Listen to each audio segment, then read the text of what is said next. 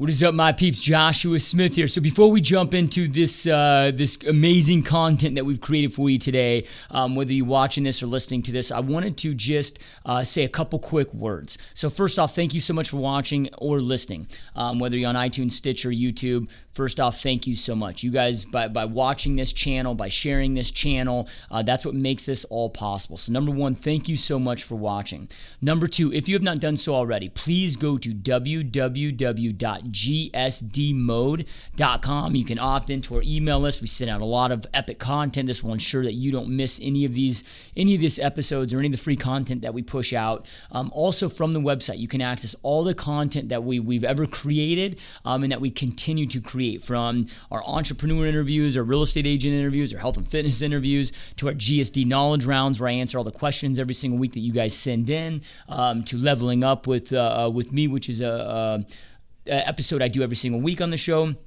Also on there, you can purchase our GSD Mode apparel that we just got launched. So you go to www.gsdmode.com. You can purchase our t-shirts on there that are up for sale.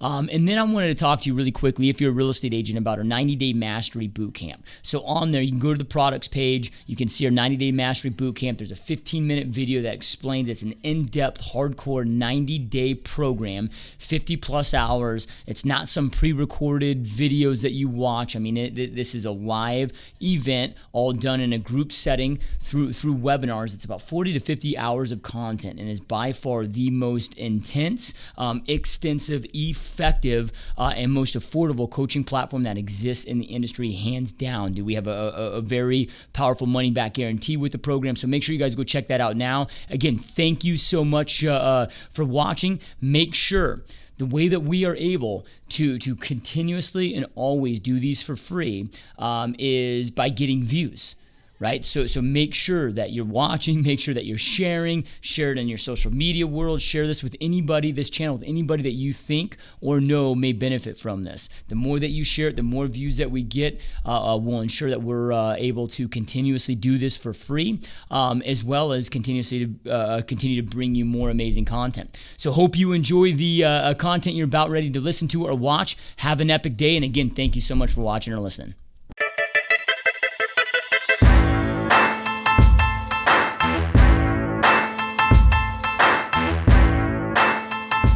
What is up, my peeps? Joshua Smith here with another GSD interview, where every single week we interview top entrepreneurs, top health and fitness professionals, and just straight up top badasses that dominate their space. So, every single week, almost on a daily basis, I get asked, Josh, who is your mentor? Who are your coaches? Or who are your strategists? So, today, guys, I'm stoked, I'm pumped up, I'm honored to actually have on my current coach, my strategist, here live in the studio to deliver some amazing information to you guys today. So today I welcome my coach, my good friend Kendra Wright, to the show. Thanks so much for being on the show. It's awesome to be here. It's really cool to be on the show and see the production and work with you, because we're always behind the scenes. So it's kind of a full circle moment to be behind the scenes and then come onto the camera. So yeah, it's totally different. You're usually in the back and you're critiquing, okay, Josh, do this, you got to do this, and now you're in the hot seat. Dude. Yeah, I get behind the whole project and look at it strategically and systematically and help you map that out so that you can reach the most people as possible. So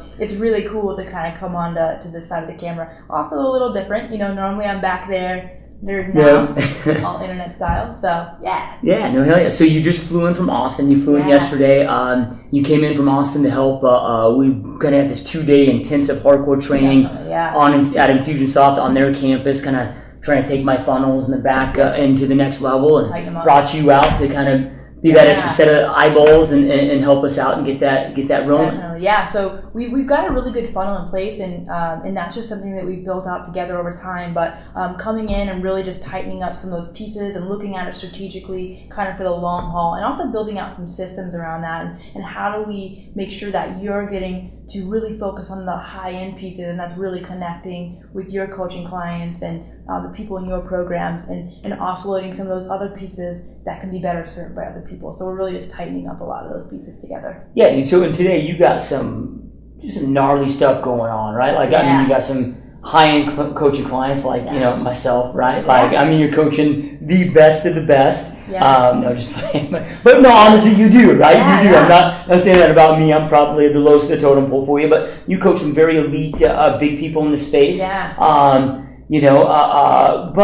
you didn't start there. Definitely. Right? And why I love having, elite entrepreneurs like yourself on the show is because a lot of people out there, they may see what you're doing today. Right. They see you traveling, they see you doing all this stuff, and you've worked with massive celebrities and athletes and all of this stuff. But they see this from kind of I don't want to say a spectator spot, but from an outsider looking in, and they think, okay, maybe you're born from a special like genetic code, or you've got these gifts, and then when we talk about our stories and the struggles that we've been through and how we created this, it really can inspire our audience and just like, hey, she's just like me. Maybe she committed and pushed and worked her freaking ass off to get where you are. But that's what's so cool about these interviews. And I know it wasn't always what it is today. So let's kind of rewind the clocks. I mean, how did you get to it? I mean, how did you get to Austin? How did you get into coaching? Let's rewind the clocks back to you're like high school. I mean, how did you get into the path that you're in? It's really interesting because a lot of people see the shine, but they don't see the grind. And, everyone now thinks you're so inspirational and you're working with these huge clients, but man, it was not always that way. I started out actually, I think I had more cards stacked against me than for me. Not only just lifestyle wise, but also medically. When I was actually born, I was born prematurely. I had a lot of medical problems. I kind of came into the world with a 5% chance of living. And growing up, I had a lot of limiting beliefs, and I really had to work on that growing up. And I think a big part of entrepreneurship that most people really don't tackle early on, and that I did, that really saved me, was I really got my mindset right. So before I had a lot of opportunities, I really had to work on my mindset. And so I came in with some background challenges. I grew up in really tough childhood. We're talking poverty in the middle of the Midwest. And I didn't have strong fatherly roles around. I didn't have an easy way up, that's for sure. But now I kind of see it as there are only so many things that you can control in your story. And you can take the bricks that life throws at you and you can build a podium and use it to get higher, or you can let it just bury you. And so I chose to do what I could control, and I just worked with that and took it step by step. I knew from a very early age, career-wise, that I wanted to work in the music industry. So I'm probably 14. It was freaky young. So I got how I kind of got into this career-wise. So there's the mindset piece, which I think is really important no matter what you do.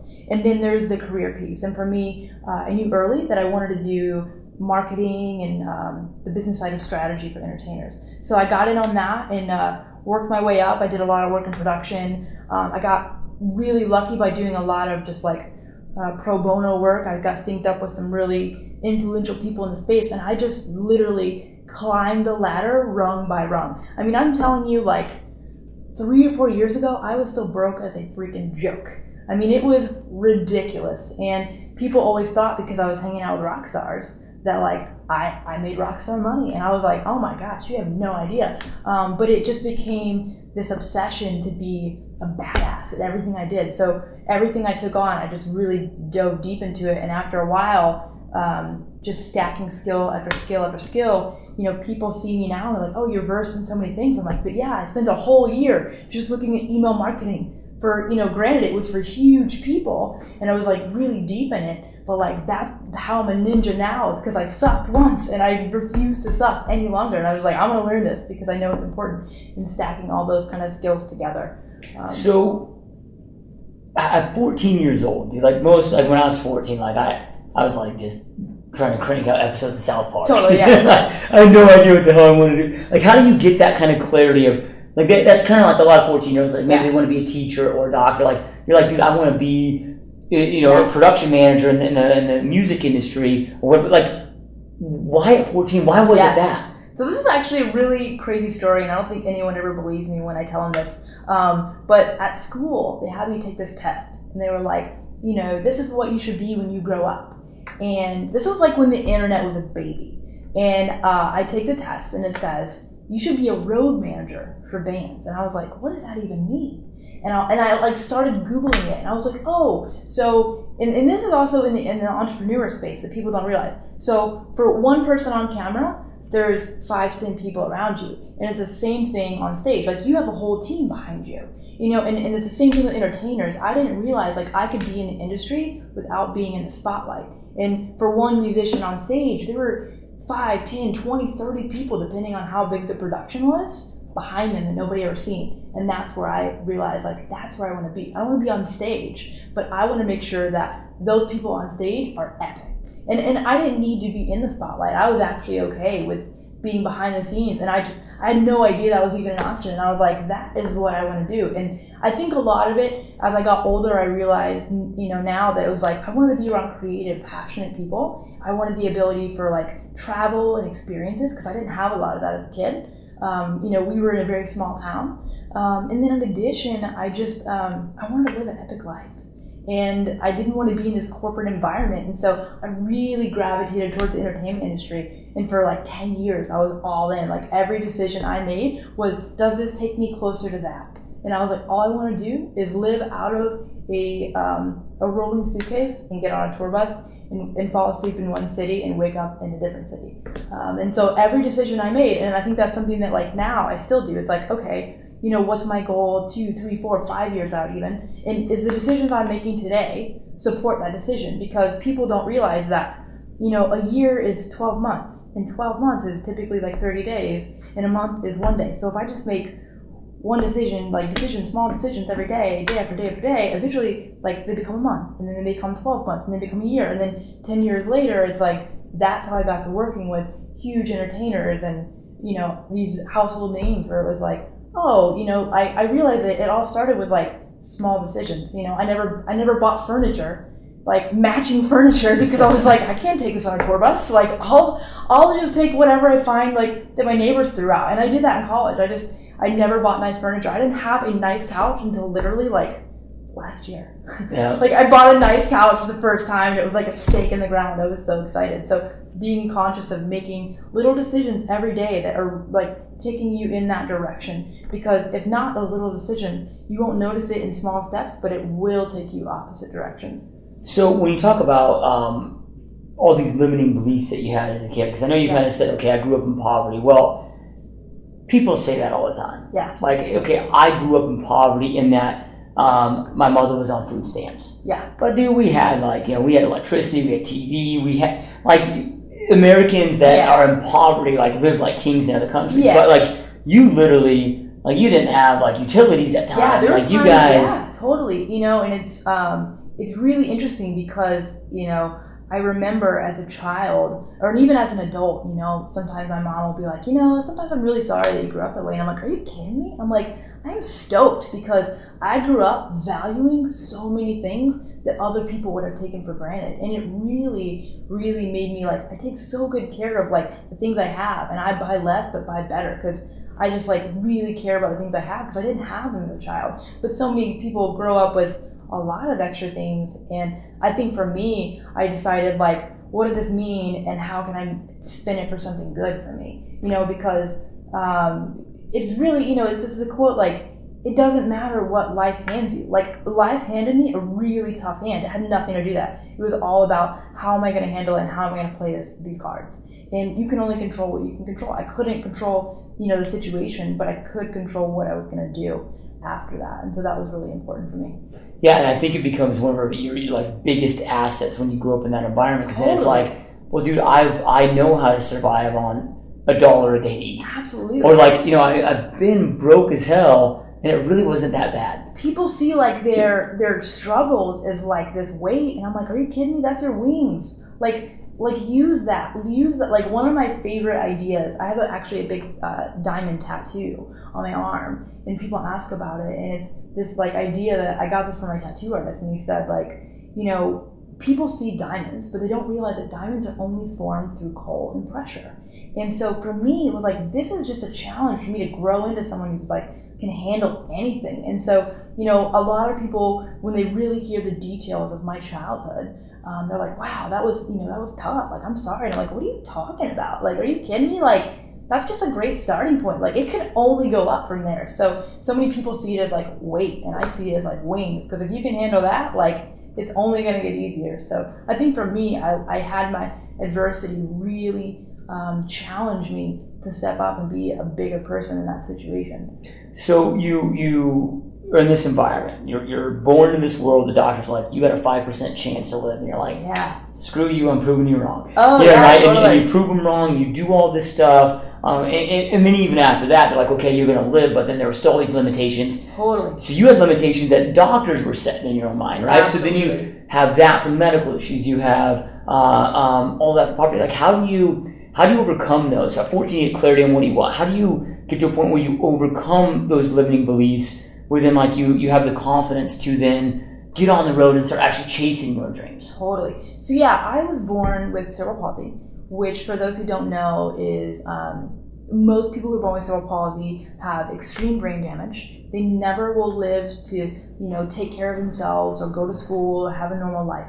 It's pretty debilitating, and it's really unfortunate for a lot of people. So it has to do with the muscles, right? Like your muscles can't contract. Yeah. So I spent like the first part of, so it's brain damage and it affects different parts of your body. But like I spent the first part of my life learning how to like walk as like a normal human. And even if you see me today, people often ask like, oh, do you have a limp? And I'm like, no, that's just my pimp walk. Like, you know, and the funny thing is, like, I always say that I just have like, I have a funky gait, because that's what my doctors would be like, your gait is weird or whatever. And it used to embarrass like the hell out of me. As a kid, I just wanted to not be seen because so many people were like, you know, giving attention to this thing that was like, to me, I was like, I just want to be normal, you know? And so now it's funny because I flipped it around. I'm like, that's just my extra spicy way of, you know, trotting through life. And people are like really amazed when they find out about it, but I've never seen that as a limitation. And the way that I kind of got through it was, you know, the reality is like,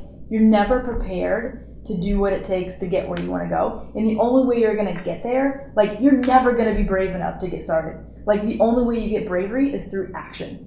And so I was like really sheltered as a kid because I had a lot of medical problems. And so as I got older, I became like obsessed with experiences and just defying my comfort zone. I remember at 24 was kind of where it really kicked off. I jumped out of a plane. I went skydiving.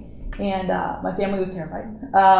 And it made me realize, like, I realized that, like, that was my biggest fear. And I was like, if I can just conquer that, I can conquer anything. But then I realized, like, once you conquer that fear, something else comes up.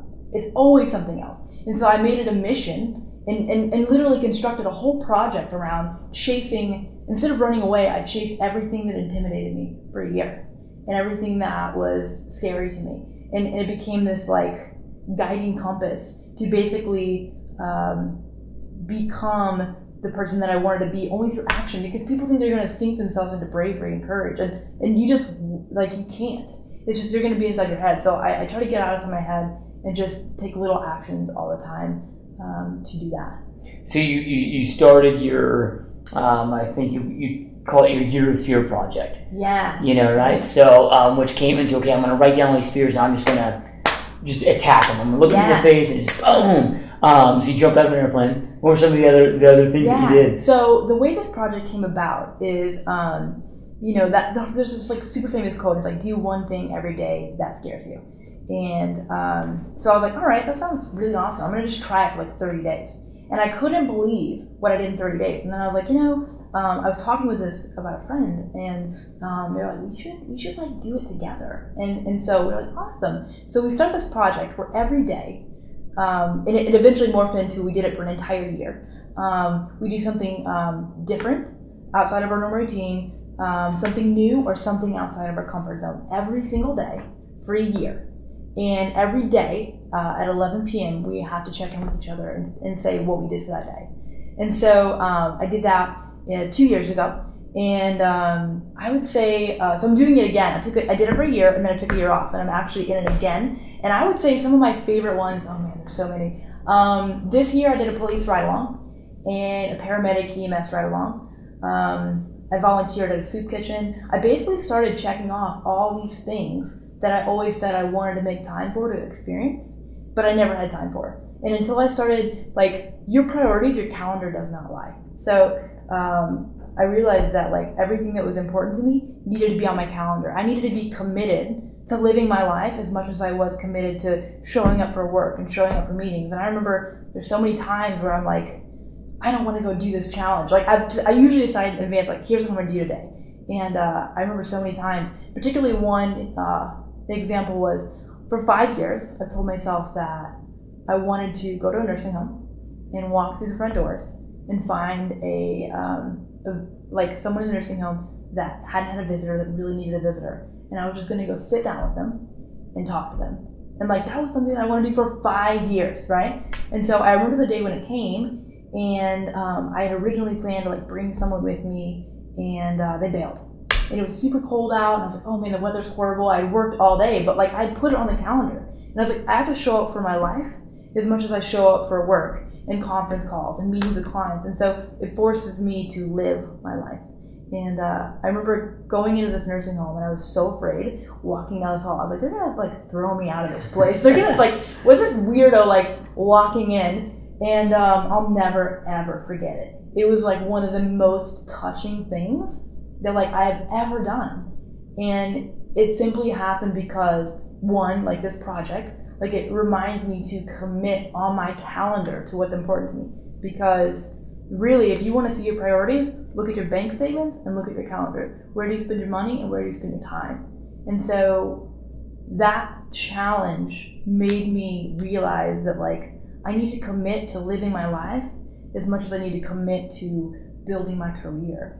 And through this experience, the thing that's been really cool is the second time around, I've been really public about it. And the first time I was like really hush hush. And it's been really cool because other people have taken on challenges. And now they're going out and doing these things. Or they're like, oh, I didn't realize I could go to a nursing home and walk in and help somebody. I'm going to do that next week. And then they follow up with me, and I'm like, it's like really astounding how when you put your good into the world, how it creates like this ripple effect out into everybody else. So that's been something that's been like really cool. And that's how I got over my mindset. Because in that challenge, like I've had a lot of beliefs about money.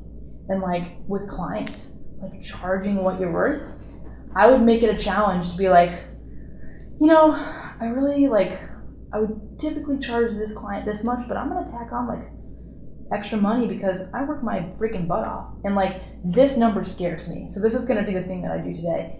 And they always say yes. Yeah. You know, and so I use that challenge in a lot of different ways, but only through action did I overcome those beliefs. It wasn't through thinking about them. Of course, I like evaluated them. I had to be aware of them.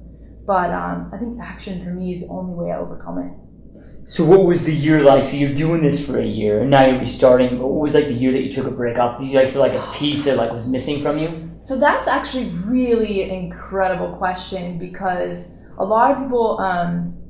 So I did a whole year, and it was like the first year was like the hardest, happiest year of my life. I pushed myself in ways I've never done before. So I basically have a radar up to chase anything that made me uncomfortable. And then I took a year off, right? And so what I found in that year was that often in life, we plan these big epic adventures. I did more in the year off than most people probably do in 5 years. So I broke a world record. I went and lived in another city for a month that I'd never been to. I bailed on a huge, awesome on paper job that I'd spent 10 years going after and went after something else, which completely changed my life. And then I also, I went whitewater rafting. I did all these things that on paper, if you would have told me 5 years prior, this is what 2013 is going to look for you, I would have been pumped, so excited. And I remember getting to the end of the year and I was asked to sum up my life in one word in that year, how I had experienced that year. And I felt really embarrassed because the word I wanted to say was underutilized. But yet I had done all these epic things, right? And what I realized was yes, whitewater rafting is awesome. That was a highlight for me of that year. And yes, going to live in another city where I didn't know anybody for a month was awesome. But what I realized is life is not these like big milestones. It's actually more of like the days between. And what had happened the year prior was every day I found a little way to do something awesome or move something forward. And the year after, the year off, all I did was the big things, and I felt underutilized. And that's when I realized, like, life is everyday moments strung together. Yes, the big moments feel great, but if you want a great life, it starts with having a great day. And so that's why I decided to do it again. Only this time I was going to be way more purposeful about it. I wanted to use it to impact other people. I wanted to be more strategic about like keeping track of it. Like I journal every single day about it. And like I just realized that like, it's every day. It's not these big moments. Those are great and those are fun.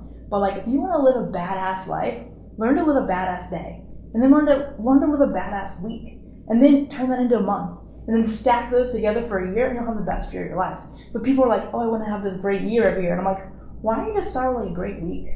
Like that's actually a big stretch for most people. And so I think that's kind of what I learned in that year off is because I went for the big milestones and forgot about the tiny ones in between. And then I realized at the end of the year, these didn't make me feel fulfilled. And so that was kind of a big wake-up call for me. I was like, wow, that's really interesting.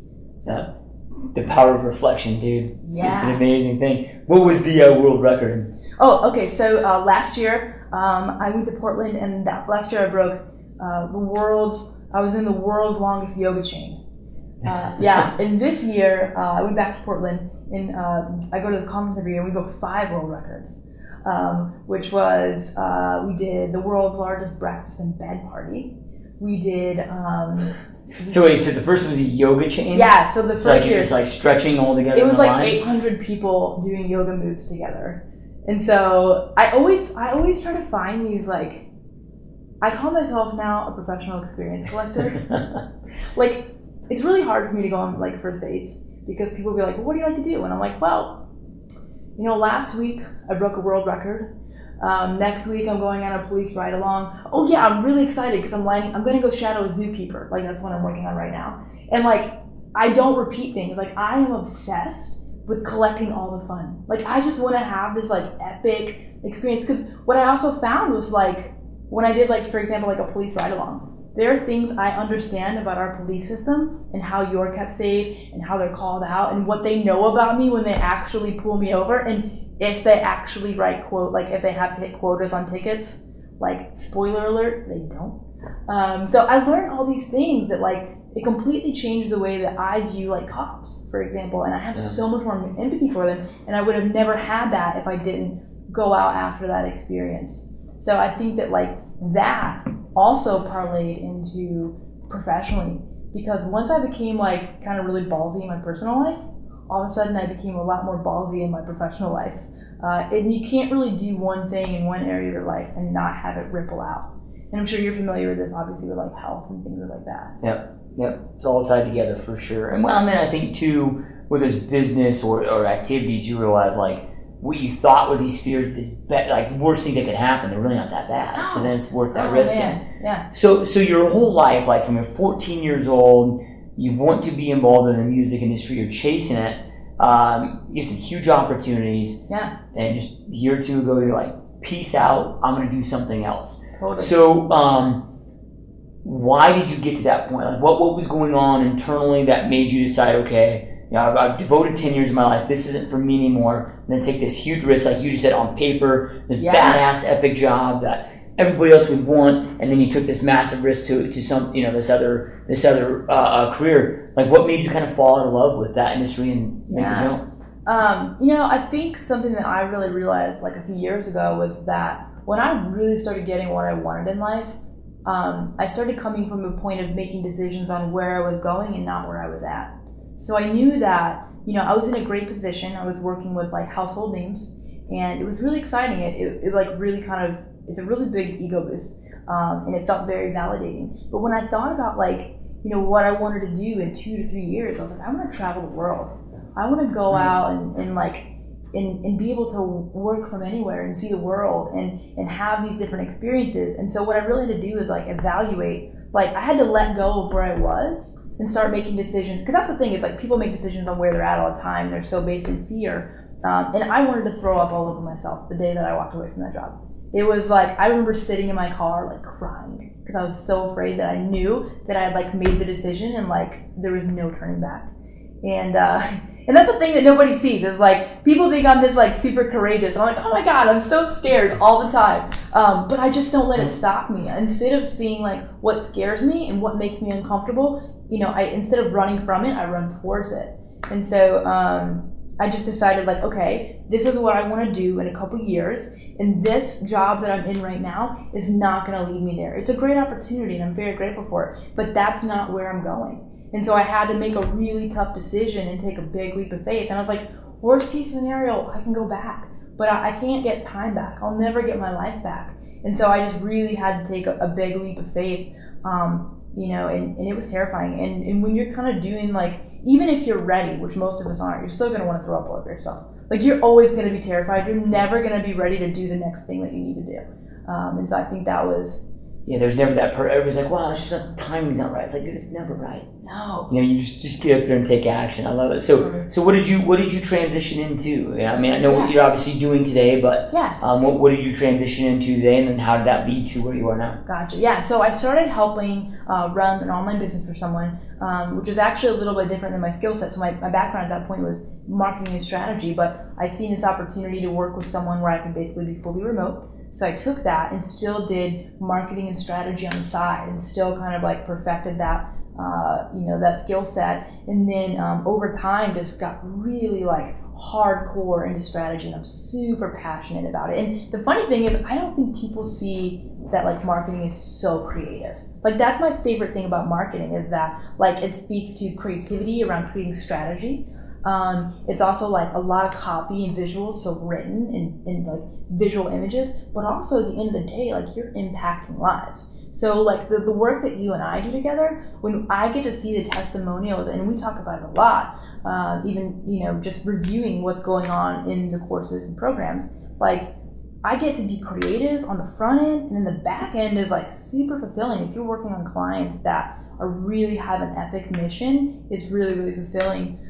So for me, marketing is like, I'm so into it. But I really kind of I was working in one business and then started picking up just clients on the side. And I think too, like people think you have to like go all in all the time. And it was just like, I just found like one client on the side and I just worked that up. And then I found one more and then I started charging more. And it was like this slow progression that people don't see that climb. They just see the like, you at the top of the mountain. And so it was piece by piece. I've been doing it professionally for many, you know, years, but it was on a corporate level and it was me and a company, but I hadn't done a lot of, you know, one-to-one until like a few years ago. So just step by step, you know, finding a lead, same thing that we talk about, and just kind of working through that. So I think a lot of entrepreneurs have no idea what marketing really is. Oh, no. You know, I mean, it sounds bad. I'm not trying to like dog entrepreneurs and be an asshole, but I just truly believe that they have no clue. It's like, okay, I'm going to get into, you know, whatever. Like, I'm going to go open a restaurant because I love food and I love cooking. Or I want to get into, you know, real estate. Like, one of my businesses is real estate. And people really have this hardcore passion for real estate. They love working with people. They love the thought of helping somebody buy their first home or accomplish their real estate goals. They love real estate. But they have no idea that 95% of their success comes down to their strategy. What are you going to do? How are you going to get yourself known out there? You know, and that's why how our relationship started, right? I reach out to you and I'm like, okay, I've always had this business or maybe a couple businesses that didn't really align. Well, now I've got like these 4 different businesses that really can play off of each other. Mm-hmm. And I'm like, okay, I've got all this going on. How do we tie it? How do we play off? What kind of strategy do we bring into? Got business A, which builds up business B. How do we tie and leverage these and do these? And that's where you've helped my business just 10x with that, tying those all together, because I had no idea how to do it, right? And you need that set of eyeballs and that talent. So let's just kind of talk about what is marketing, what is strategy, what is the importance of entrepreneurs to really be focused on it? Because really, I mean, It's like, I don't know, I'll probably butcher the quote, but it was Abraham Lincoln's quote. It's like, okay, if I had 10 hours to chop down a tree and hand me an axe, I'd spend the first 8 hours of it sharpening my axe. Totally. Which means to me is he'd spend the first hours planning, strategizing before he'd execute. Totally. And most people would say the exact opposite. Totally, yeah. Yeah, it's really interesting. So if I were to kind of just ad lib, in my opinion, what marketing is, it's that process from, how people hear about you to when they buy from you. And then that's kind of like the first phase in my mind.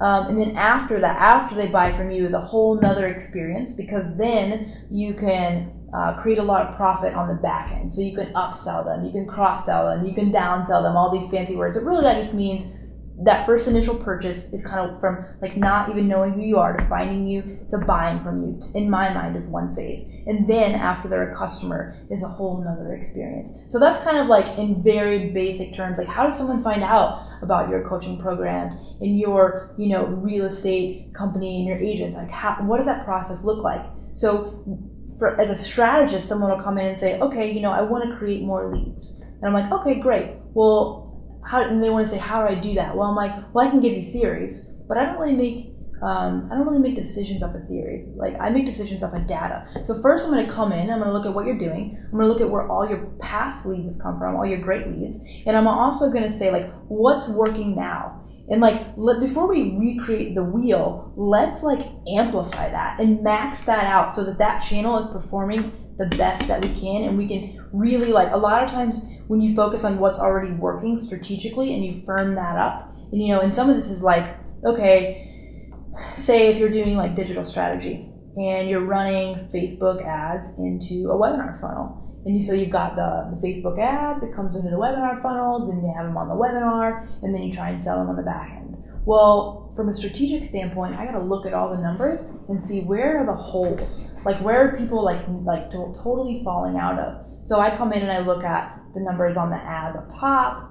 I look at how many people are showing up to the webinar, and if that's broken, that's where we start. So most people try to come out with like all these different strategies and everything like that. But first I want to sit down with you and be like, what's working first? And let's like tighten that up and maximize that. Can we like amplify that even more? Before we go out and create all these things, let's look what's already working for you in your business, because people have this tendency to chase so much stuff. And I can tell you as a strategist, I'm definitely less is more, because like I want sanity. So you can be chasing all these things and keeping a million things in the air, but if you can find 2 or 3 things and make them repeatable and predictable, that's how you create a strong, profitable, predictably profitable business. So that's what I kind of do as a strategist. I first come in and I say, all right, what are we doing already? And how can we amplify that? How can we like fix that and make that like just completely badass, and really rocking and supporting your business? Because often when you firm up like one good piece of your business and you have more revenue coming in, that also gives you more leeway to try more experimental stuff. And so I think that's one thing that as a strategist, people think I'm going to come in and first give them all these incredible ideas. And I will. I definitely will give you some ideas. But first we got to look at the numbers. And I talk about this a lot, where the path is in the math.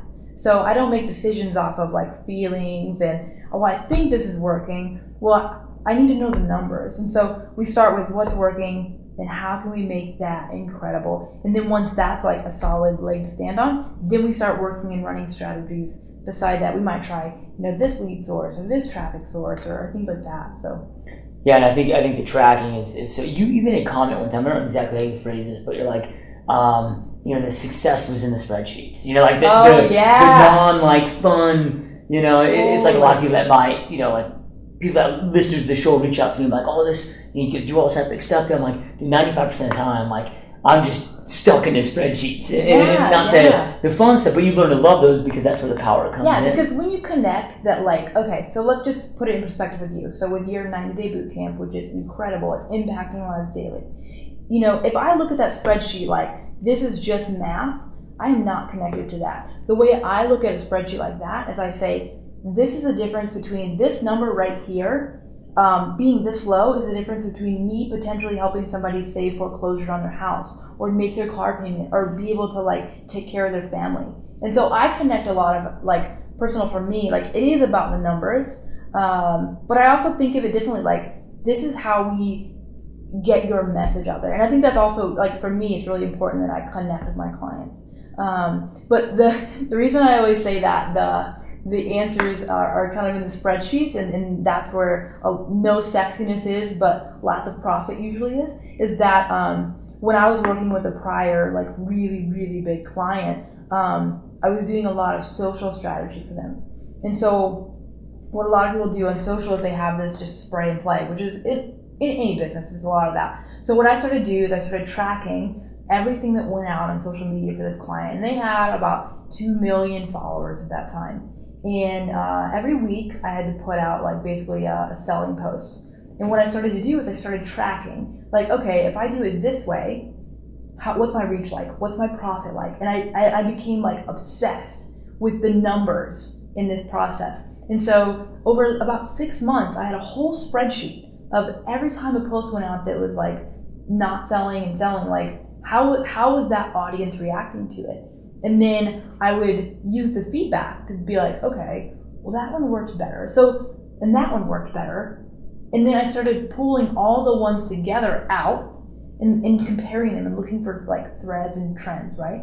And what I found was, if I tweaked the copy just a little bit, I was able to basically put a post out on this artist's channel and make 10 grand predictably. Every single week, 10 grand off of one Facebook post. And this was before even, like, any paid traffic. This was totally organic. And nothing changed in that equation besides the fact that I repositioned the copy a little bit. And so people see, like, you know, oh, you found a way to predictably make 10 grand. And I'm like, yeah, over 6 months in spreadsheets and highlighting every, you know, reach that was over 100K, and every time we made over 5 grand in a day. And then I had to sit down and methodically look at it and be like, what are the trends between these? And, like, you can't do that. You can't have those breakthroughs. You can't have those numbers until you track it. And so and we work together on this a lot. I'm big on numbers and tracking all that. And that's how we've been able to see, like, what's performing well and kind of what isn't. So, and it doesn't have to be, you know, super complicated. I think a lot of people get really intimidated by that. I just use straight, like, Google spreadsheets all the time. They're not these intense things, but they're consistent. And, you know, we pull the same numbers at the same time every week. You know, we make sure they're pulled, and then we look at them and review them very systematically and very often at certain times. And we just look for trends. And that's how we kind of start improving those processes and kind of knowing where you're at.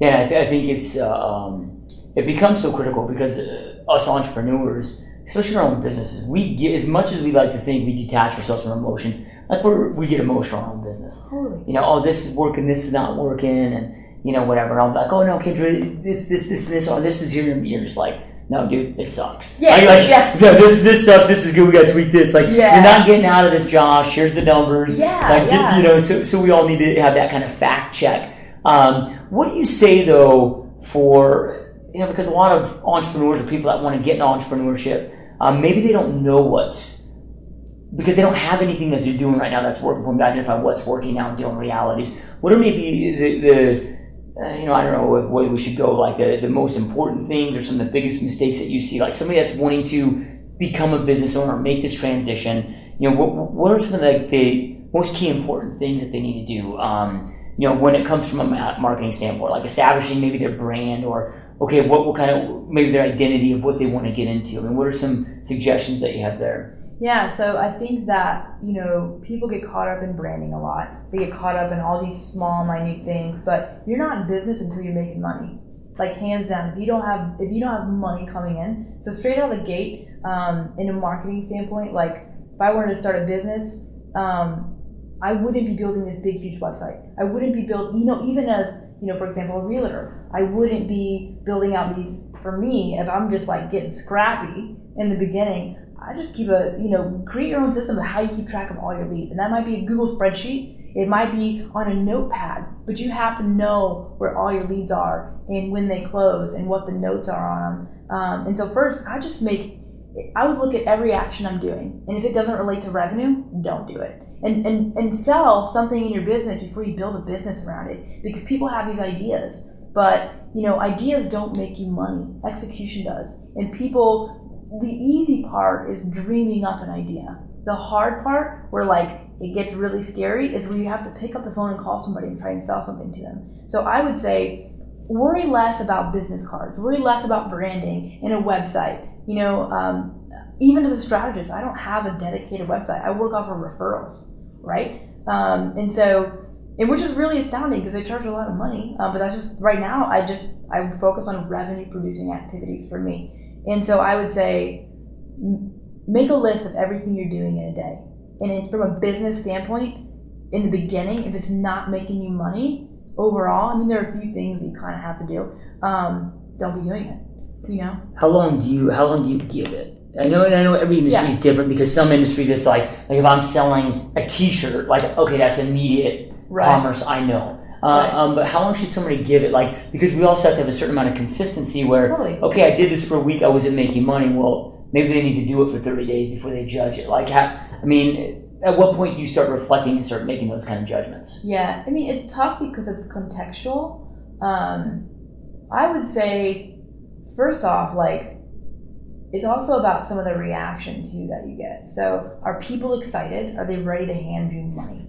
Like if you have a really incredible idea, you may pitch it to the first 10 people, but however many people you think you need to pitch it to like 5 times that. And the thing is, keep track of how many people, that you actually try to sell, right? So a lot of people will be like, I tried to sell so many people on this idea. I'm like, well, how many did you actually sell? I'm like, I think I sold a lot. And I'm like, we look at the numbers and you talk to 12 people. That's not like a sample size.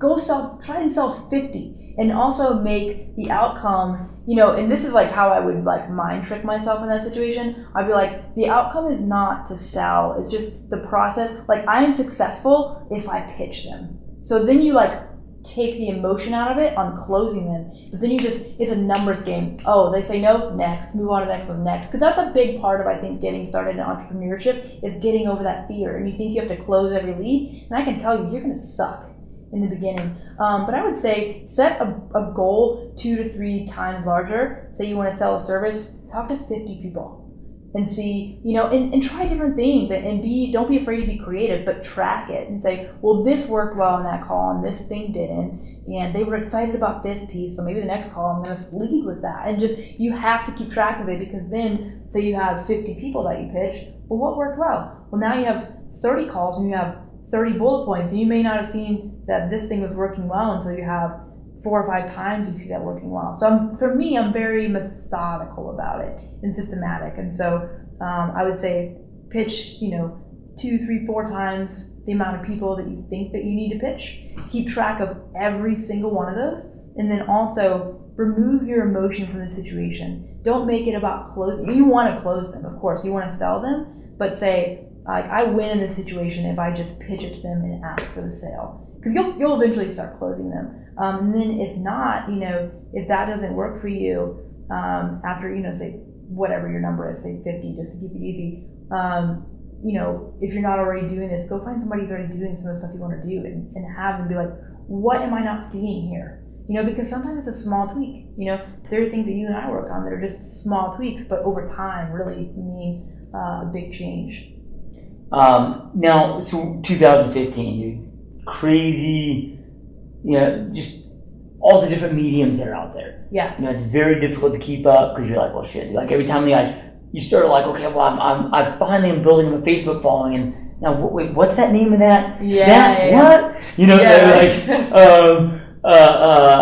People need to show up. And there are free mediums out there. What is your take and personal philosophies on social media, your YouTubes, your Facebooks, your Instagrams, your Twitters? Where should people showing up? Are there more important ones, less important ones? Do you suggest they just pick a couple? Like, what are your take? Because we do have to have that presence out there. Totally. It's a couple things. One, there are certain platforms that cater to better markets, like Snapchat skews, really young. So if you're marketing, really young teenagers from like 14 to like 25, like Snapchat may be good for you, right? But overall, if you're looking at some of the bigger social networks, like the big 3, which are, Facebook, Twitter, and Instagram, those markets are really, really large. So your audience is going to be on there. What I would say, one is there are a couple tools, and I can share some links with you, that will help you lock down your business name on every platform. So you should have your name locked in no matter what, just for like long-term potential overall. But as far as choosing which ones to be on, think about which ones are you naturally prone to. So, for example, if you're really into, photos, obviously Instagram caters to you. For me, I prefer Facebook because there's so many just really incredible targeting options on the paid end.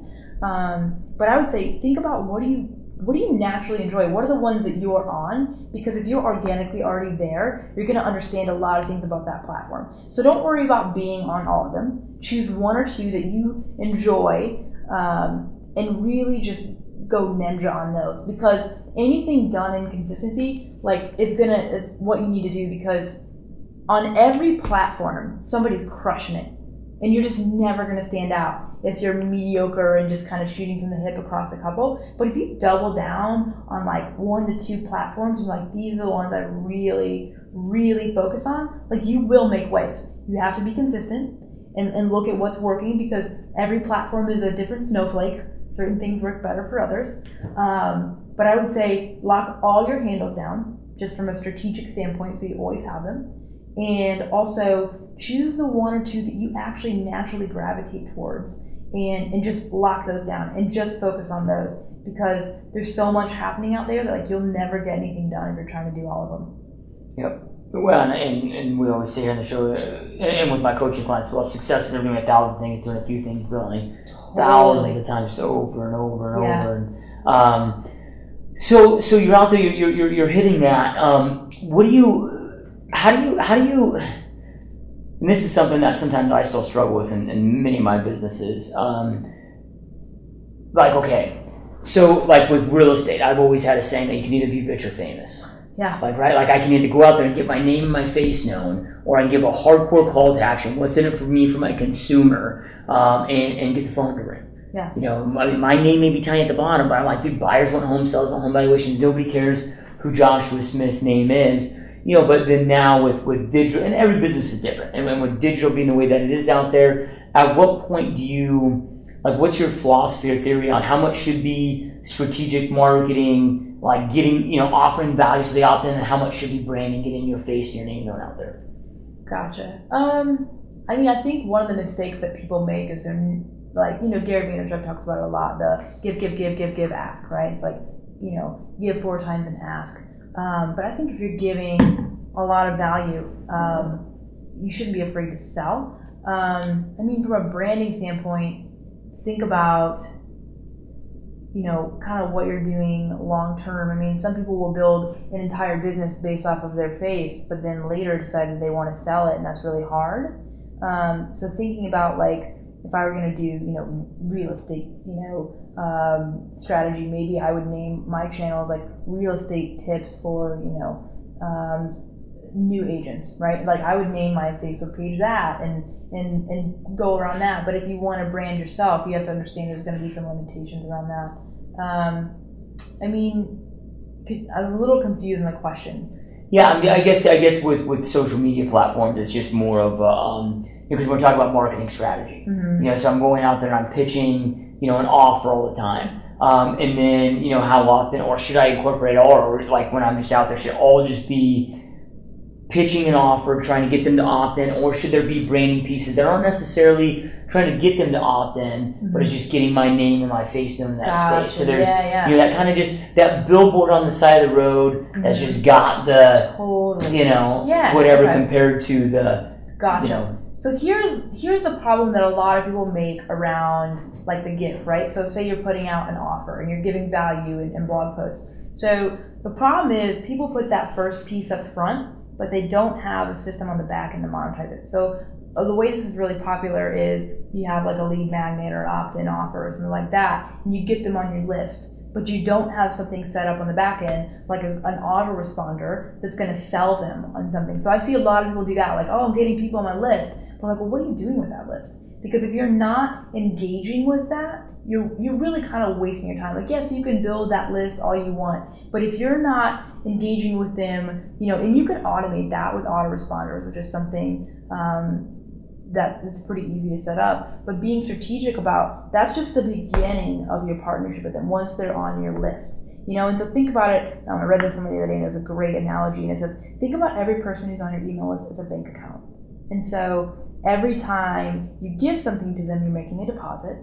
And every time you ask from them, you're withdrawing. So as long as you keep that baby above zero, you're good. And I think that people are so afraid to ask. But I think when you give incredible content really authentically, like, you should be able to sell a lot more. And so, if you were going to write an incredible email, like, I would make the top 80% of that be just killer content, and I'd pitch them all at the bottom.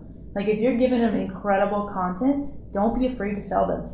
Like, if you are creating something that is epic and amazing, you're doing a disservice by not helping them. So I would say, on the front end, offers are great. That's how you attract, attention. But make sure that on the back end, you've got an email, autoresponder going out. Or if you're just getting started, like, you're just making sure that every week, every Thursday, I send an email out. And that's like very basic getting started. But people have this, I have a huge list. Well, what do you do with that list? Are you making money off the list? Because you can automate a lot of that. And that's a really big problem. And also, like, making it kind of repeatable is a big part of it. Like, every time, an email goes out, there should be a checklist on, like, did we optimize the subject line? Did we sit down and strategically think about the subject line? Did we create awesome value in here? Are we pitching something? There should be a checklist of kind of what's going out. And consistency is where you see the results. It's not sexiness. And that's what a lot of clients come to me at first. They're like, we have all these great ideas. I'm like, that's awesome. But let's start with the system. Let's get consistency down first, because that's where so much of success in marketing comes from. Is just hitting the same wall over and over again, seeing what works, tweaking it a little bit, hitting the wall again. And people, it's not fun for people. But for me, I see it as like, if this is how you get your message out to the world, this is how you make more money, is sitting down and doing the same things. Every Thursday you send that email. If you put it on your calendar and commit to it, that every Thursday you send an email, you're gonna get a lot better results. And that's just like a very, very basic thing. And then the other piece about branding is you do want to have credibility in your space. So think about, what are like the top 5 blogs that your ideal client reads? What are the top 5 podcasts they listen to? What are the top 5 influencers they follow? And get in front of, make that list and make it a point to get on that show or guest post in that blog in the next 6 to 12 months, and you're going to look like somebody in that space. So I think it's a balance of both, getting your systems down every week. Every week I send a Thursday email. Every Monday I send an email about this, and doing that consistently. And then also, I'd say like 20% of it would be credibility building, in my opinion. And then what, because a lot of times we start sending out a lot of consistent content like that, you got, I sent out an email this morning, 29 people instantly unsubscribe. Yep. And you get a lot of people that are like, oh crap, people are unsubscribing. I would rather send them a thank you card.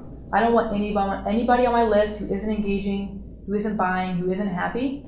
I'm not afraid of an unsubscribe. I'd rather a list of 100 people who are enthusiastic about hearing from me than 100,000 people who never open it. So don't be afraid of an unsubscribe. Like, draw a line in the sand. Like, this is what I do. This is my mission. This is what I'm into. And if they don't dig it, that's totally cool. Be like, thank you. Because from a strategic standpoint, I'm like, you just helped my deliverability rate. Get off my list. Yeah. So people think unsubscribes are horrible. And when you're just getting started, it's hard not to take that personally. What I care about is the rate of unsubscribes.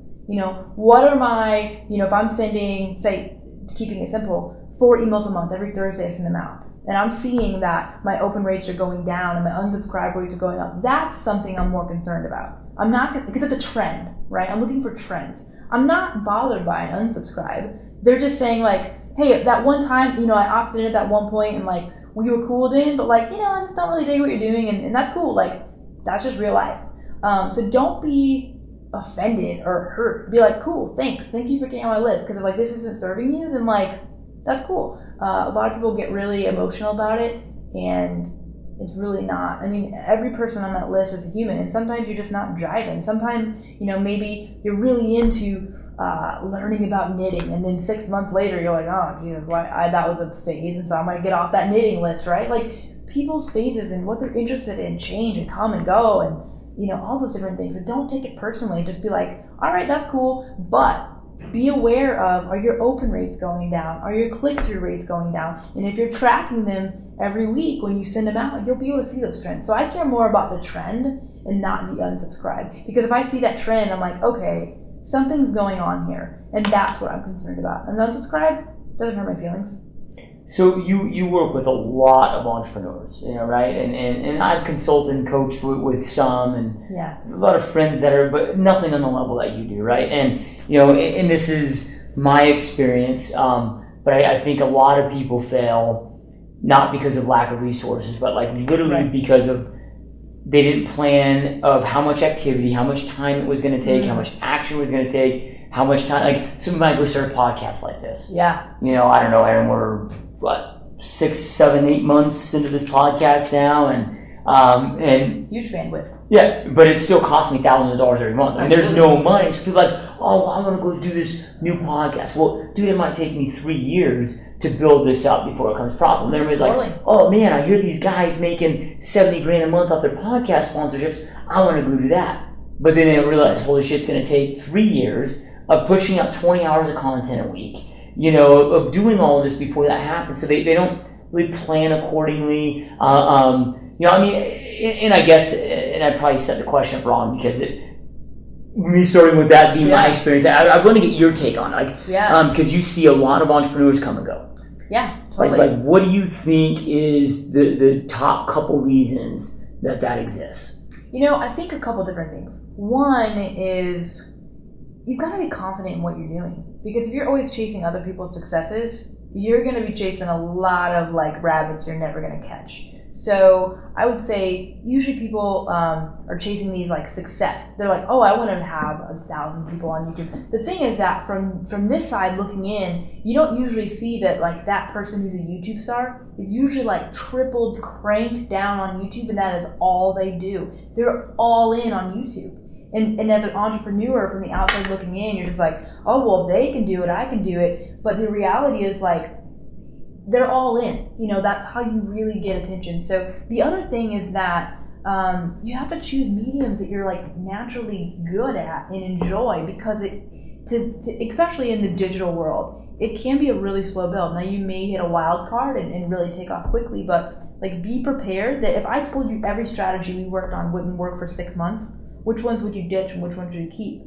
It's the podcast isn't going anywhere, because you love to do that organically. That platform speaks to you. You love the value that it gives to your clients. It's a natural fit for you, so you can be in it for the long haul. And so I see people chase oh, I'm going to try Twitter ads. You don't even like Twitter. So when you don't see that sparkle and that immediate result, you're going to bail. So choose the platforms that you naturally like and also naturally excel at. Where, do you get more responses in the videos that you put out on Facebook, or maybe it's your written, or maybe you really connect on Twitter, or, on a podcast. And so choose the ones you're really great at, and then also just make a commitment that you're not going to bail for 6 months. And if you go into that knowing I have to do this for 6 months, you probably chase a lot less shiny balls.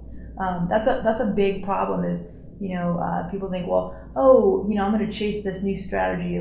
YouTube ads are really big right now. I'm like, you're going to play that game for a year? Because that's what's going to take you to first hit that wall. Because everything you do at first is going to suck. You have to usually start really sucky. Even if you have, strategists and coaches, they have to come in, and look at your business and what you're doing. And we come up with a plan and we throw it out there. And there's going to be some keeper pieces of that strategy. And there's going to be some things that really fail. And you've got to be invested to stick through it when it's not working for quite a while. And so I would say, be prepared that if this is something you had to do for 6 months to a year and not see a penny or a result, would you do it? And would you and could you? Yeah, exactly. Yeah, would you? Gotta you? be financially. Exactly. So, and that's because people are just chasing that quick result and they don't get it, often. And so I think that if people had to answer a couple of those questions, they wouldn't chase so many shiny balls. Yep. Yep, love it, love it. Yeah. Alrighty, so let's kind of shift it back onto you. I know you're really big into self-development. Yeah. What does that look like for you? How important is that to you? What does that look like daily, weekly, monthly in your world? Totally, yeah. So something about self-development and personal development is that it just never ends. I feel that my biggest strength is that I'm always working on my biggest weakness.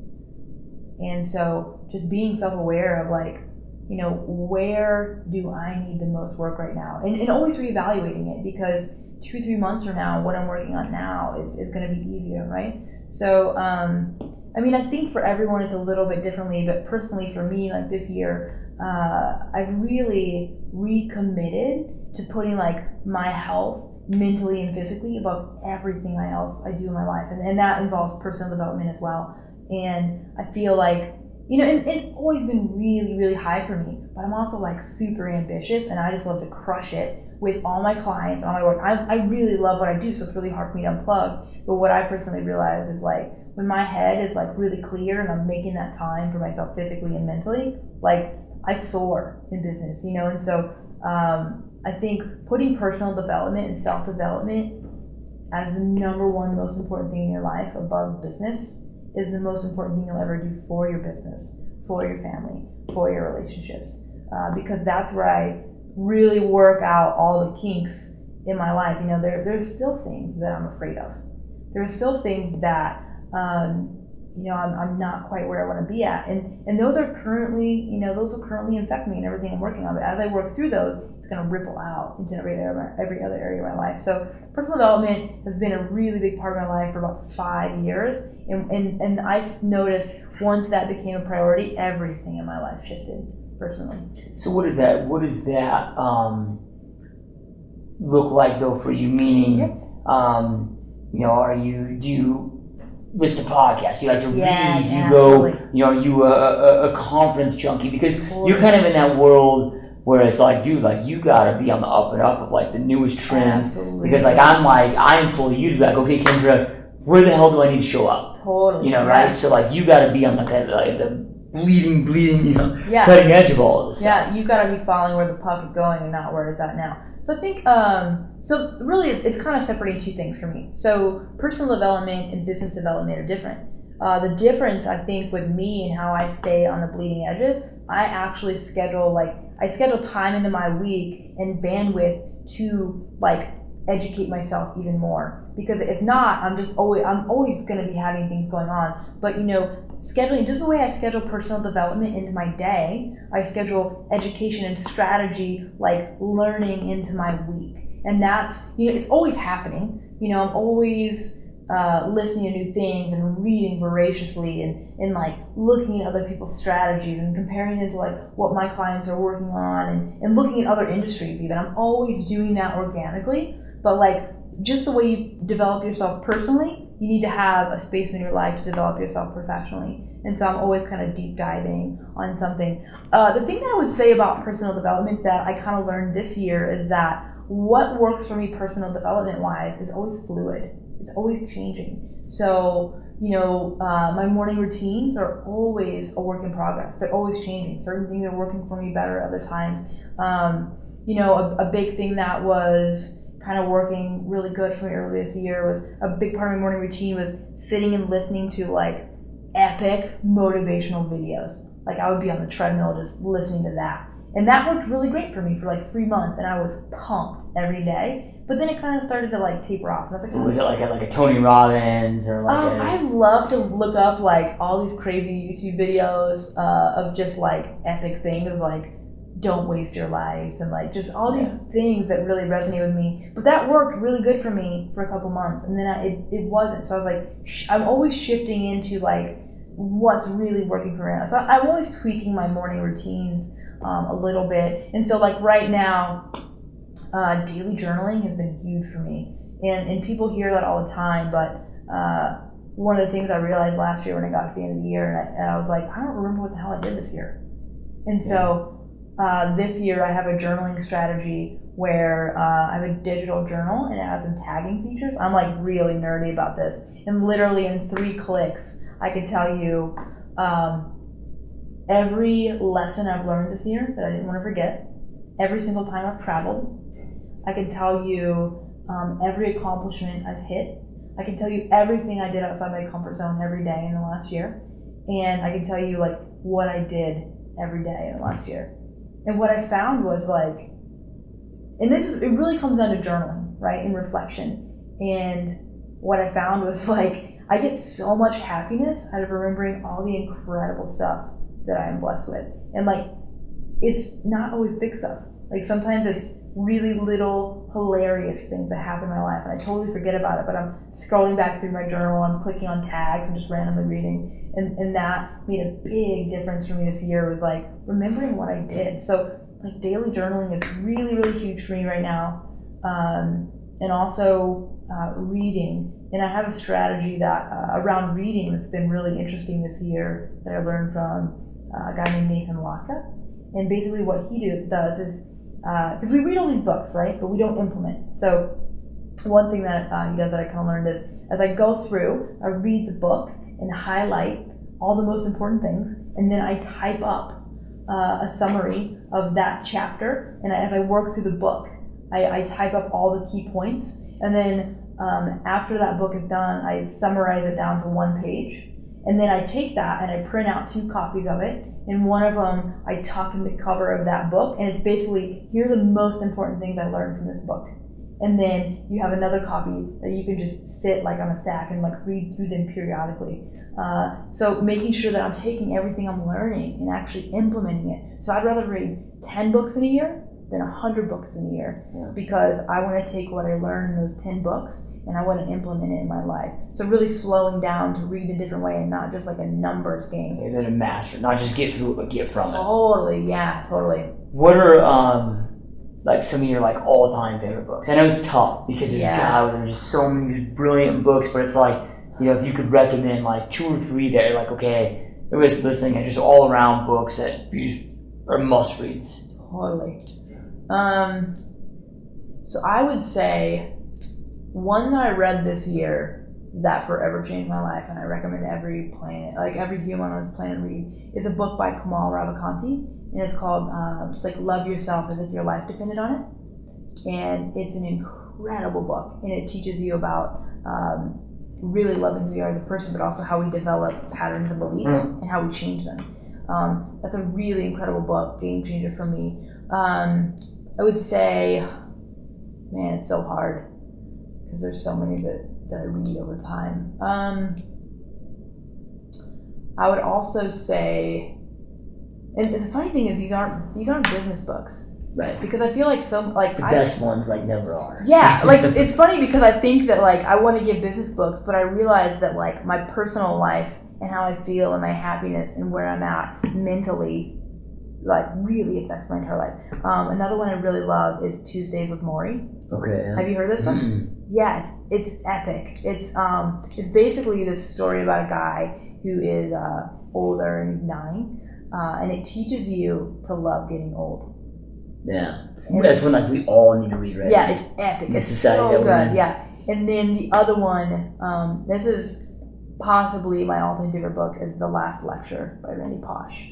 Okay. And it basically teaches you, it's just this story about these are all morbid. This guy dying from cancer, and he basically writes this book because he knows he's going to die, and it's the playbook that he would give his children about life because he's not going to be there.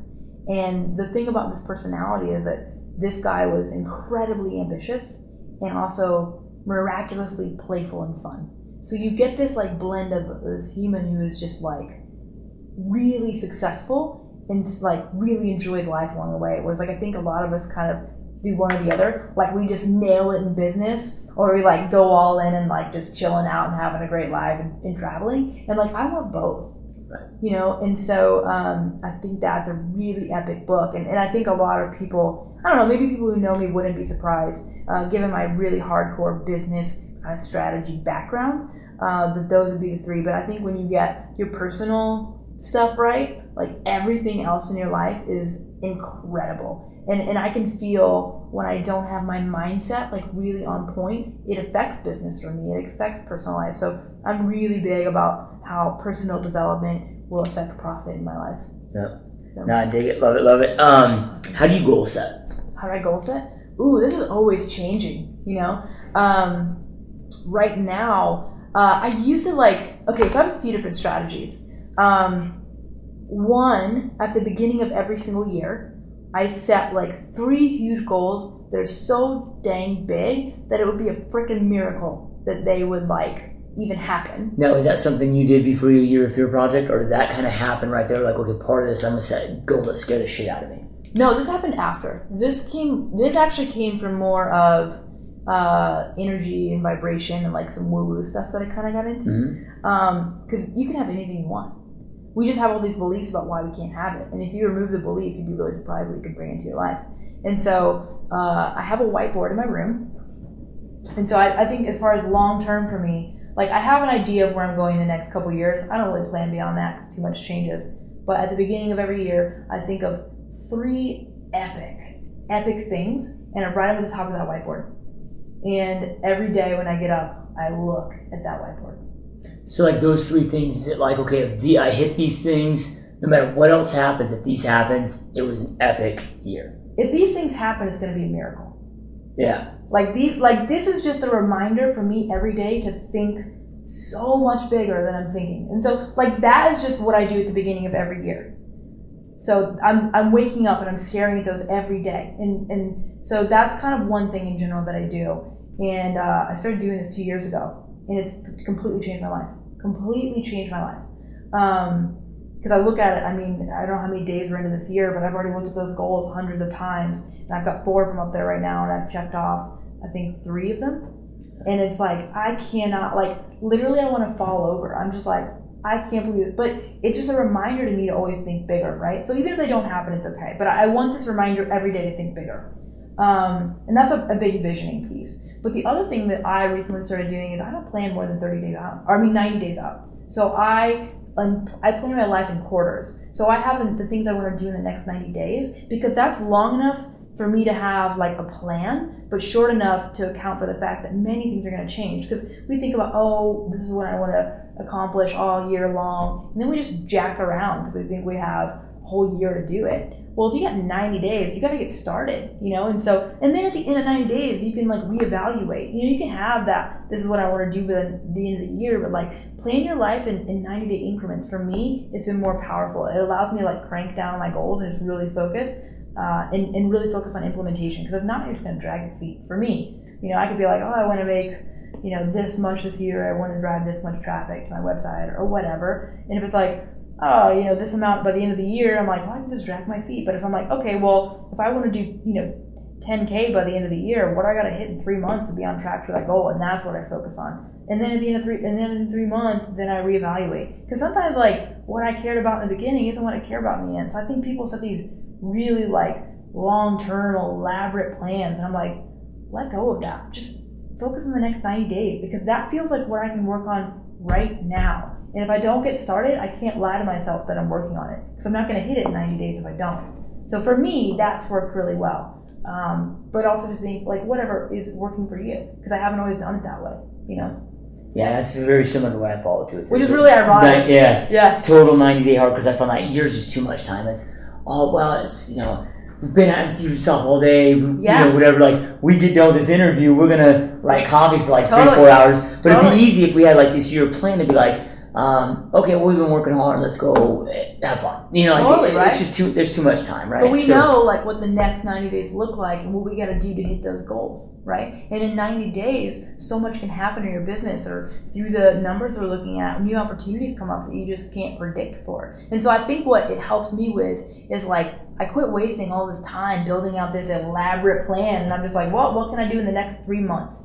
That's what I'm going to work on. And because then it just kicks your ass into gear. You have to get started, And so people are I'm going to lose 50 pounds this year. I'm why don't you try to lose 15 in the next 3 months? Just focus on that, So I think that people just have this long runway. I'm going to get started. I'm why don't you cut that in about a third of that time and then get started? So it's just because that's just how we're indoctrinated with the whole New Year's resolution. So people are so used to setting these annual goals, which is... And it's great because you have this this renewed energy and this excitement that kind of kicks you off. But that's also something that I've really been really conscious of. Like right now, I'm really like lasering in on energy management. Before we came to work on this, I went up to my room and I just chilled out for an hour because I needed to revamp my energy. And it's the same thing with like my goals and everything I'm working on day to day. Like if you don't have energy, like physically and mentally, like you're going to be fighting a really hard battle. And so something that I've personally been working on lately so much more is just mental energy. And that's really what happens at the beginning of the year. People have this like renewed sense of clarity and energy, and they're like, I'm pumped, I'm gonna do it. And I'm like, you just need to learn how to create that energy any time in the year. This could be because they've taken off like from Halloween to like the first of the Totally, year, right? So now they've got energy because they've chilled. Totally. So with your goals, like I know you're doing your daily journaling. Mm-hmm. Is that daily journaling reflecting more of overall life, or is that reflecting on those 90-day goals, or is that a separate reflection session? Yeah, I actually, for me, what I found to be really powerful this year is reflecting just on that day. I find like one of the questions that I love that I've been working on this year, it's made a really big impact, is what am I committed to doing better tomorrow than I did today? And when you take it into something like, I just like, it wasn't that it was bad, I just think I can do it better. And it's like little habits, right? So like, a lot of the ones I've been working on this year are like present moment awareness, like really listening when people talk to me, or not checking my damn email so much. Like I'm really good about managing my time, but sometimes I just get fidgety or bored. Or like when we're in bars, right? And we're bored or we're nervous, we'll check our phones. I challenge myself to stay in the tension of being bored or nervous and not check out with my phone. So like I'm checking out with my phone too much. Tomorrow I'm gonna like recommit to that goal. And what I found is like just asking myself that question every day, it allowed me to work on little baby things in my day that I wouldn't be checking in with myself constantly. So I just have like kind of a set of questions that I ask myself daily that really help me break it down to like just today.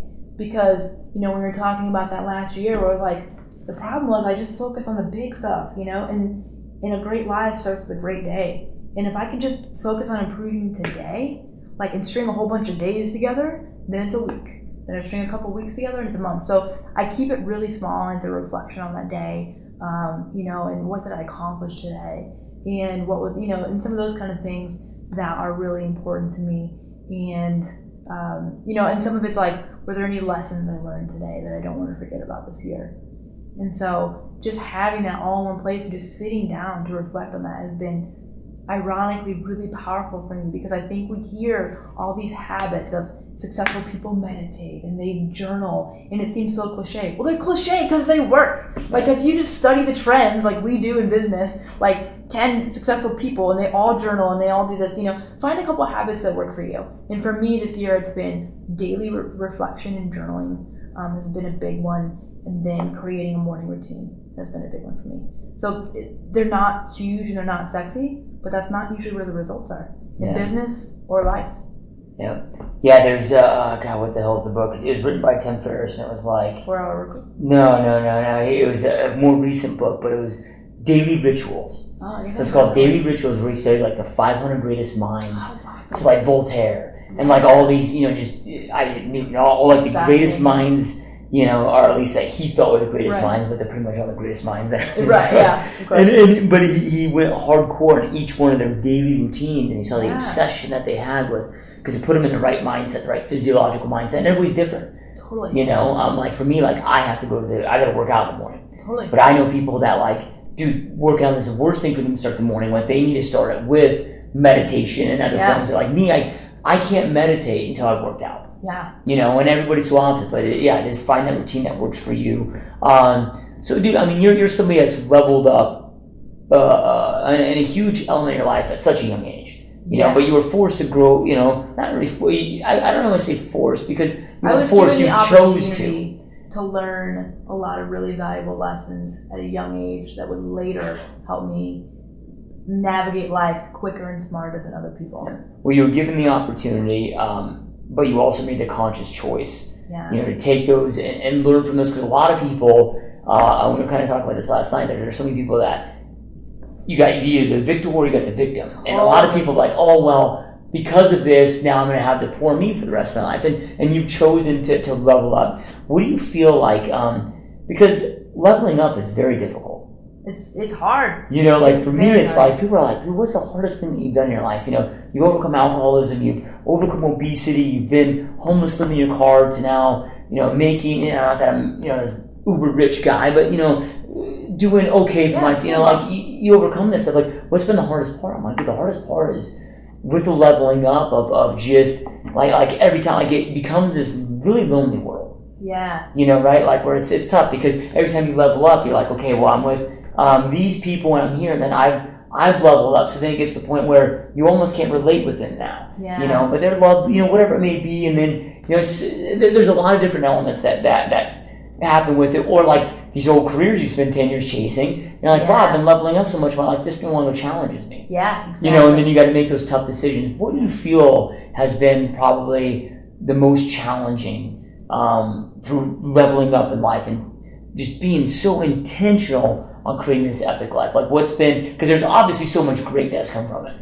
I mean, dude, you set like, what, 5 world records? Like, you This year. I mean, yeah, just this year. You know, so you do all this epic, like, but what has been like maybe one of the most challenging things? You know, I think there's kind of a two-part answer to this. So the most challenging thing is the expectations that other people set for me are too low. And I remember, like, you know, a lot of people will say, like, oh, slow down, and oh, like, you're doing so great, why don't you, you know, take time off or whatever. And I think that for me, it was like, I'm having to always bring other people up to my level and be like, no, think bigger. Like, that was the hardest thing for me. And how I kind of solved that was I realized that I will never compare myself to other people. They have a different path, they have a different journey, they have different strengths, different weaknesses. But and this is, you know, pretty common, but the whole idea of like the only person I compete with is myself. And so when I determined that like my standards are just to level up who I was yesterday, that's why I check in with myself. It's like, what can I do a little bit better tomorrow? So when I start competing with myself and realizing that like I don't listen to anybody else's standards for me. And that's why I blow everybody out of the water with my expectations, because so many people will be slow down or this or that or whatever. The hardest thing was like learning that it was okay to have incredible standards when other people around me were not. Like, they weren't expecting me to like live up to that standard. You know, I would have been okay just being like, well, you know, I was born with cerebral palsy and like, you know, I had this really tough childhood. And I'm like, that's fine. Like, that's just where I start. But I think like for me, it was just realizing that like dealing with other people's reflections onto me and what they expected out of me and being like, no, I set my own standards. And I think also when I really got clear on that of like, I only compare myself to me, it actually gave me a lot of freedom, because there are so many people that still intimidate me, that still feel really more successful than me. And a lot of people don't realize that, because I don't talk about that very publicly. You know, I could one of my favorite things to do is walk in a room, find the most intimidating person and like walk up to them. You'll never see me like show that I'm intimidated, but I'm scared all the time. But it's because I'm always just competing with myself. And so I see other people that are really successful, and it would shut me down for like an earlier part of my life. Like, I felt like inadequate. And then I realized like their journey is not my journey. Just compete with myself, level up a little bit every day.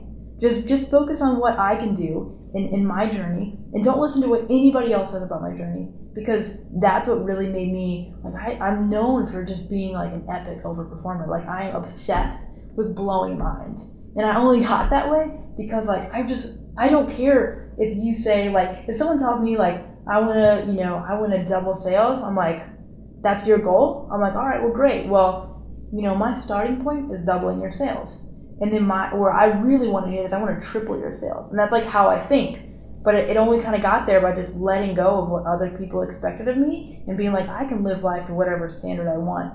And so that was probably the hardest thing, is just being like, people don't expect that much out of me, ironically. And so that was really hard to be like, I have all these excuses that I could, you know, throw that card in the game, but I'm not going to do that. Now, was that like a long time process of not allowing yourself to listen to them anymore? Or was it something that like you were like, okay, hey, I mean, within a year you were able to overcome that, or was it like several years? I think it was like a really good chunk of my life. And so I remember one day I was having a conversation with a friend, and they were like, yeah, Kendra, you're doing so great. And I was like, really? Like, you think I'm doing so great? Because this was like at a point in my life where I was doing all right. Like, I was paying my bills, but I was broke as a joke. Like, this is when I was just getting started in the entertainment industry, and I'm working like all these like random jobs to just like be able to still keep a flexible schedule so I can go work with rock stars. You know, nobody sees that part. And I remember him saying, yeah, you're doing great. And I was like, well, what's great? And he goes, well, did you pay your rent this month? And I was like, well, yeah, you know. And he's like, do you have money to pay your electricity? Do you have money to eat? And I was like, yeah. And he's like, in my world, that's a great freaking month. You're doing great. And I was like, well, that's because that's your world.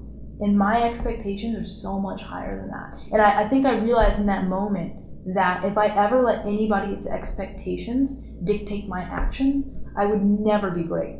Because I will always, like, every time I hit a goal, I'm going to raise it. You know, like, if last year was great, like, this year is going to be, like, double extra awesome great. You know, like, it's okay to do great and want more. Like, if you're not constantly growing and like, striving for new things, then you're going to feel, like, kind of let down. You know, and so I lived this, like, epic year of, like, the first year of your project. And the next year was great, but it wasn't a step up for me. Old me would have been happy, but when I compared it to past stuff, it just wasn't a step up. And so I think for me, just realizing that, like, I only compete with myself, but I'm always going to raise the bar. Like, really, I think that's what made me set my game up in, like, everything I do. Because it doesn't matter what expectations you have for me, I'm going to blow everything out of the water. I'll start with, like, your highest expectation. That's my starting point. And then I'm always going to take it to the next level. Yeah, I think that's why... because I interviewed many strategists before I decided to go with you, and I would share goals with these strategists. Yeah. You know, what my vision was, my goals were, and everybody was trying to talk me down, like, oh, but that's such a, da-da-da. And I shared that with you, and you're just like, let's get to work. You know, right? So it was pretty epic, and that everybody else was like, dude, nobody else has ever accomplished what you're trying to accomplish. I'm like, fuck everybody else. You're a scrapper. You come in and you set these goals that make other people, like, wince. And the thing I love about it is it just reminds me, like, you're a great client to work with because you blow minds. Like, that's what I want to do in everything. And, like, I love working with you because there is no, like, well, I'll try. It's like, well, we're going to do this until we figure it out. Even if we have to take the long way, the back way, the crawl under the wall, we have to throw a parachute over, like, we'll figure it out. And I think that people just underestimate what they're able to do when they just commit to figuring it out no matter what, and not being attached to the process of figuring it out. They get stuck in their head of, how are we going to hit 6 figures on this launch? I've never done it before. And the only way you do it is you set the goal and you say, this is going to happen no matter what. And then when you go in with that commitment, even if you fall short, a lot of times you won't. But if you go in with that just absolute resolve and commitment that, like, this will happen, you execute totally differently. You take care of every lead totally differently, because that's a part of your goal, it's a part of your process, and it's a life that you're impacting. And so I think that one thing I love about working with you is, your whole brand is just built around, like, less talk, more action. It doesn't have to be perfect, but just move your feet, just move forward, and you're gonna really underestimate, like, it's okay to stumble, just keep walking. And so I think that's something that's, like, really, really important, that in business and life, we just don't get started. And it's like, it doesn't have to be perfect. You just got to get going and know that it's going to change all the way through. Don't plan too far ahead. Just figure out what that next step is and take that step. And then once you figure that one out, take that next step. Because, when I came in and worked with you, you're like, I'm not quite sure how to do this, but I built out all this stuff. And I'm like, you did what? Like, there are entire teams hired to do that. And you're like, yeah, I figured it out. And I was like, wow. But it's because your mentality is just completely built around this idea of, like, action and implementation will always override perfection. Yeah, my shit's all spelled wrong. Oh my God. Everything's so jacked up. It's so I'm like, hey, let's just keep taking action. It drives me bonkers. But we, at the end of the day, we still make decisions in numbers, right? That's what we do. So it's like, I've had to, like, eat my own dog food, because I'll say, well, Josh, I don't know if that's a good idea. And then we look at the numbers and I'm like, well, this is a good idea.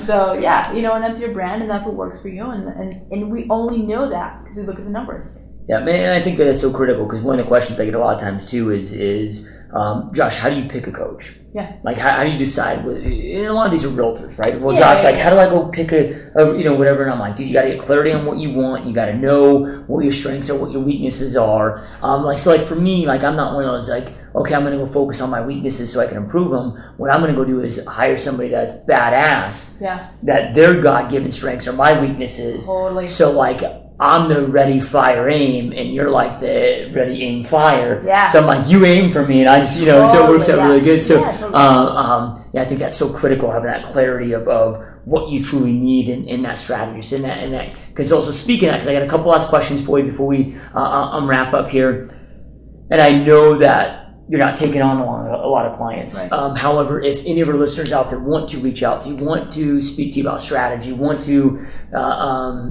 talk to you about employing your services as a strategist, how do they get a hold of you? How do they reach you? So the ideal client that would work with me in a high-touch environment, which is a way that basically means you never walk alone. You and I are in constant communication. There are things that we agree to work on, but there are many things that come outside of the scope that we work on because everything in your business is impacted by many different things. But the ideal client for someone who really wants to work with me high touch, you need to be making about 6 figures a year online. It's a starting point. And you need to, typically I do work with some offline, but really my strength is digital strategy. So I can give you some good just overall marketing chops, but 6 figures a year online, and you really want strategic, systematical, marketing that's repeatable, predictably profitable. That's really the clients that are they're big enough that they're making enough money that they need someone to come in and we need to develop a strategy around how we do this. We're making money. We're just not able to predict it. But they're not quite at that point where they want to bring someone full-time in-house. They don't want to take on that overhead, that risk, but they're big enough they need some help. That's an ideal client for me. Now you can work with me just, a one-off, quick start, kind of call. That's also an option too. Some of the people that don't really hit the revenue goals, but really just need a good outline and strategy, you can do that as well. And I do those on one-off occasions. Ironically, that's how you and I started. Mm-hmm. We came in and I thought you were going to be just a quick strategy call. And I was like, all right, Josh, this is what you want to do. This is what I think you should do. Here's a plan. Here's a layout. Do this, do this, do this, do this. And you're like, can I just do this call every week? And I was like, all right. It was never, this, it wasn't coming in as I'm going to sell you a high touch 1-1 client, which is really ironic. But I remember one of the first email you sent me was that's one of the best coaching calls I've ever had, or, strategy calls, which is really an incredible compliment given your background because you train with really high-end coaches, very strategically, and you're just a massive executor. So it's a really big compliment.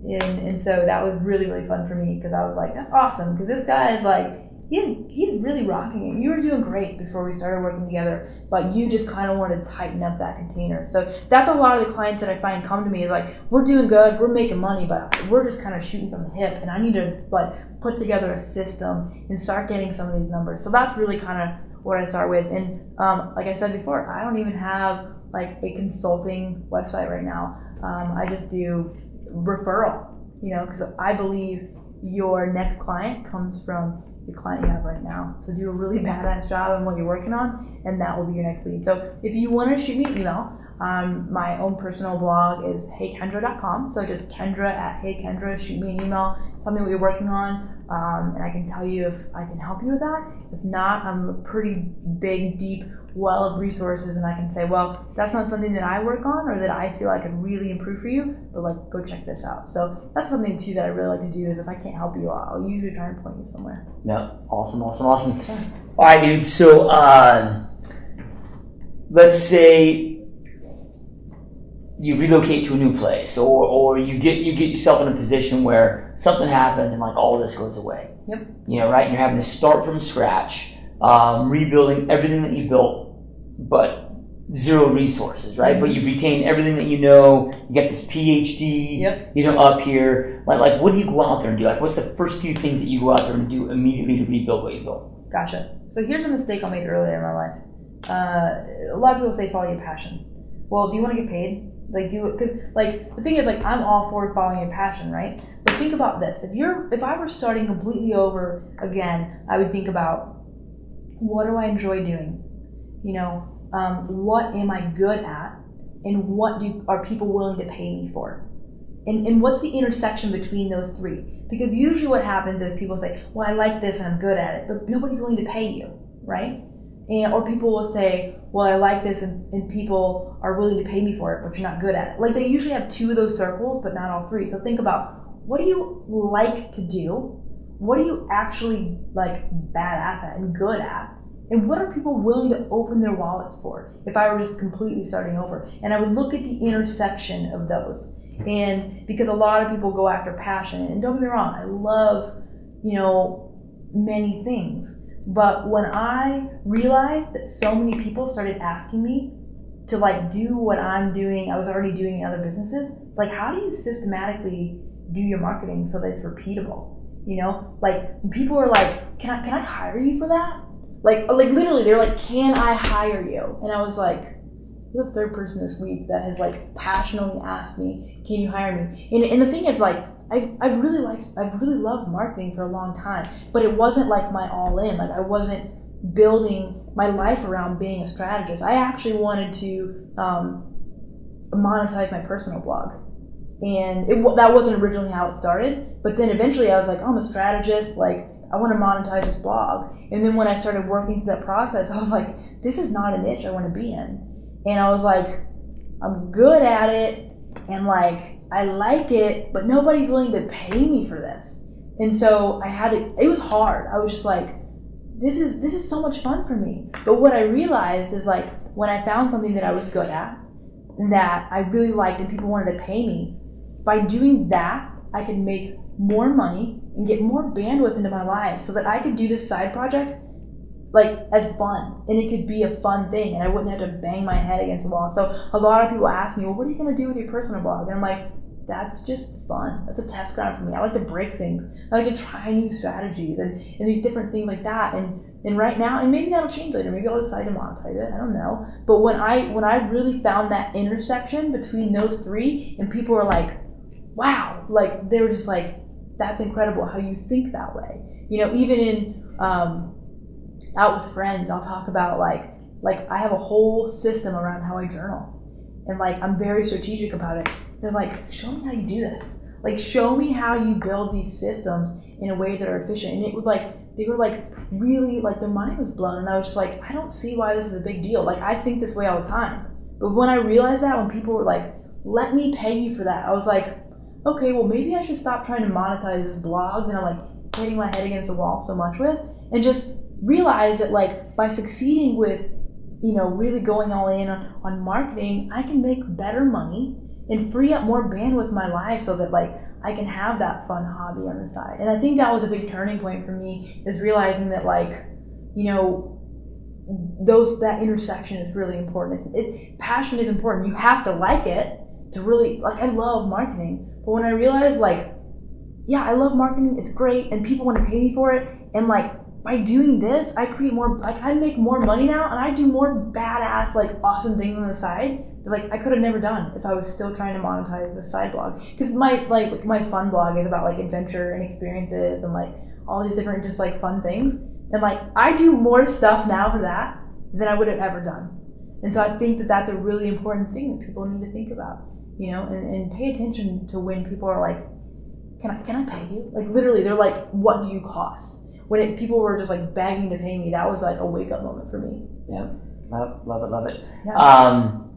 What's next for you? Like, I know that you don't do like, okay, I don't plan out more than a couple years ahead because that's too far down. But where do you see yourself in the next couple of years? I mean, what things maybe you're working on now? What's kind of that next journey that you're looking at? Yeah, because always. So as a strategist, I'm always building everybody else's empire, right? So I'm helping people like you make a lot of money, which is great, and I love it.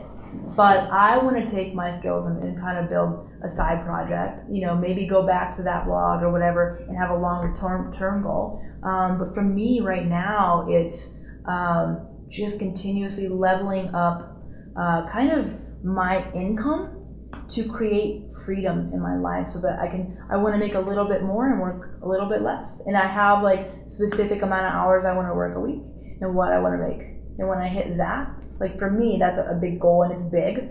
It's working less at like to me, and I know this isn't really work. You're not big into work-life balance, right? So you and I are very opposite in that way. But I hardcore grind on my work, but I do it for the freedom that it gives me. So for me, it's I would say really kind of locking down and just going really hardcore. I'm really excited about the clients I have right now. Like it's just going super well for me. So I think right now that's a big focus for me. But I have some ideas on some other projects that I want to kind of build out as well. And so it'd be me coming in working on more of my own business. So yeah, and it really is really that not for everybody, but for a lot. I mean, it really is a perfect lifestyle in that, dude. I mean, you can be anywhere you want to be on the planet. Totally. You make good money. Yeah. You can be anywhere in the world and still working.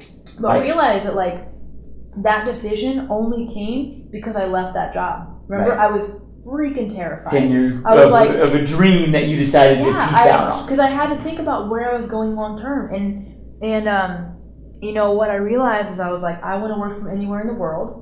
I have a digital skill set. There's no reason I can't work from Paris or my couch or the middle of the dance floor as long as I get shit done. So it's about, baby. Yeah, like where is it? And that job, even though, you know, I had this unicorn position in the industry, I was working with household names in the music industry. I had insurance.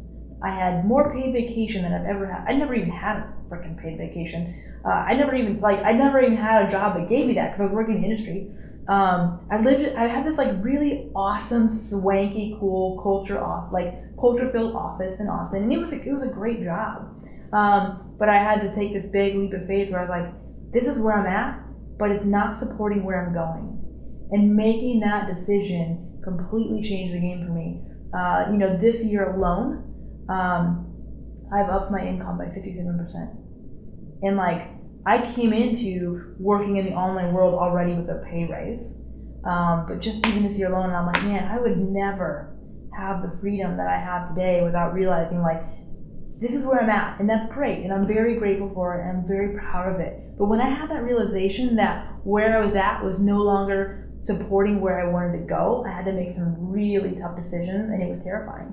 And that's why I make a lot of decisions now. So like, I don't take on certain clients because they don't support where I'm going. You know, like I don't take on clients below a certain rate because I know how many hours I want to work a week, and I know how much money I want to make. And so I have those numbers in front of me every single day. I've already set actually my 2016 vision because I'm knocking 2015 already out of the park. So I'm already able to think a little bit farther ahead. But I think that was a big game changer for me, just being like, what am I doing right now?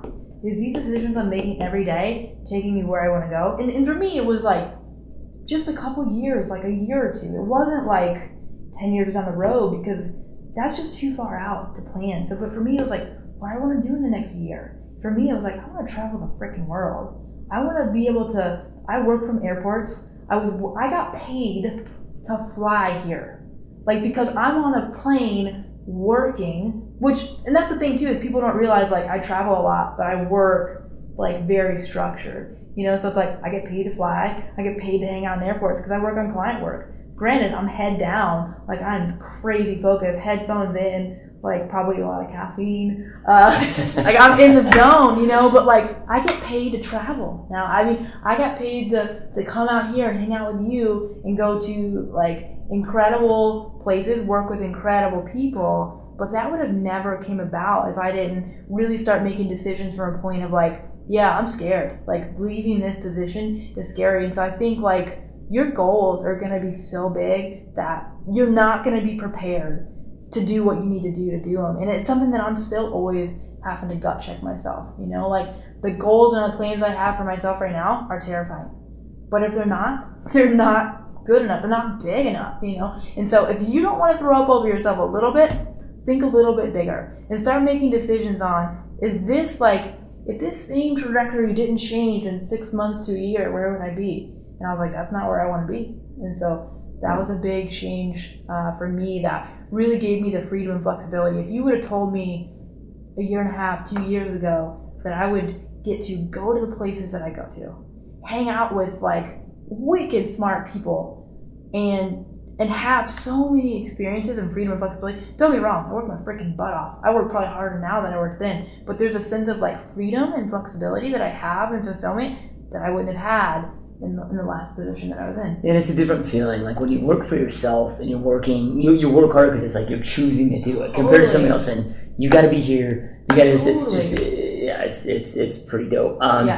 Yeah, and it's so sad out there. More people today, I mean, they die with these heavy-hearted regrets. But it's like, dude, more people today spend more time designing a grocery list than they ever do their life. Yeah. And when I interview, and this is what I love about the podcast, and why when you kind of said, well, what if you don't make money at it for years? I'm like, well, I would do this for the rest of my life, totally. Even though it's not. I mean, it costs me money. Yeah. It cost me $30-40 grand a year to run this. And if that was the course for the rest, I would still do it because I mean, it's just so much fun, right? So I get to interview all day long, epic people like you. But one thing in common, every single uber successful guest that we have on is, dude, every element's intentional.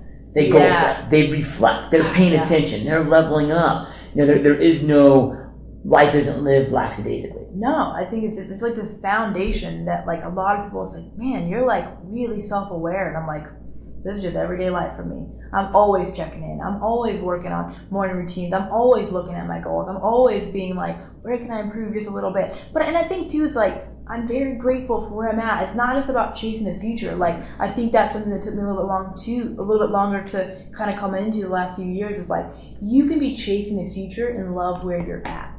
And that's where a lot of fulfillment, because a lot of people are always chasing goals, but man, the chase got a whole heck of a lot better when I was like, man, I'm still in this place. I'm still really grateful. This is just where I'm at for now. But like, this is awesome. Like, this is better than, a lot of people are dealing with, or this is way farther than I would have been a few years ago, or like, I would have never been able to make these decisions a couple years ago. Right now, it's not where I want to be, but man, I'm sure glad that like I made it this far, and so enjoying where you're at, but also like never losing the hustle and being, always looking forward and always looking here and looking and just being aware. I think that like that is like, for me, kind of an X factor that I have. I use it with clients, being self-aware, communication, just learning how to communicate with people is a big part of personal development. And it's really, I feel like, the thing that's taken me the farthest in my personal life and in business. Yeah, I think that there's a big difference, and I think a lot of people misinterpret this, but there's a big difference between being satisfied and being fulfilled. Like, I don't believe we should ever be satisfied. No, I'll never. Right? Like, you should always be like, okay, like, I mean, be fulfilled, be stoked, stoked at the action that you're taking, but always, wanting more. And some people think, oh, it's bad to want more. No, hell no, it's not bad. No. Like, what's the point of life? You want more, you want to expand more. Maybe it's, I want to impact more people's lives.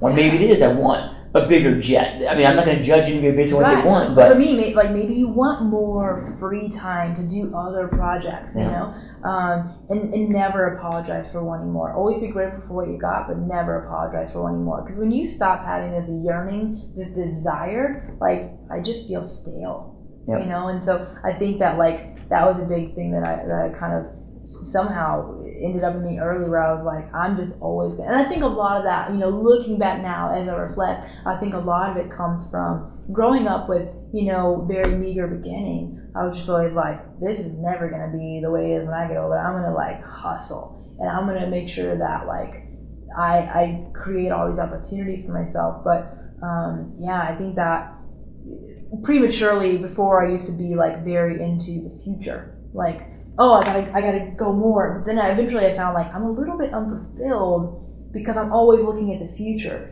When I really started to mature more, I learned to be very, very, very grateful for where I'm at. I'm so thankful for every opportunity in my life, but I'm always looking forward, because I can enjoy this moment and still be hustling for the future. And that was like another kind of step up in my own personal growth. All right, so I got two more. One's a question, and then the other one's just kind of words of encouragement for the listener based from you. What do you do? And when I say this, because I know you're like, okay, I know, Josh, you don't believe in work-life balance, but I like to go out there and do this stuff. Right. Yeah. However, I've been working with you for some time now, And like, okay, like you were just in Portland having fun, dude, but you're still like, you don't like, people don't get that. Like, okay, I like to go travel, but your mind's always going.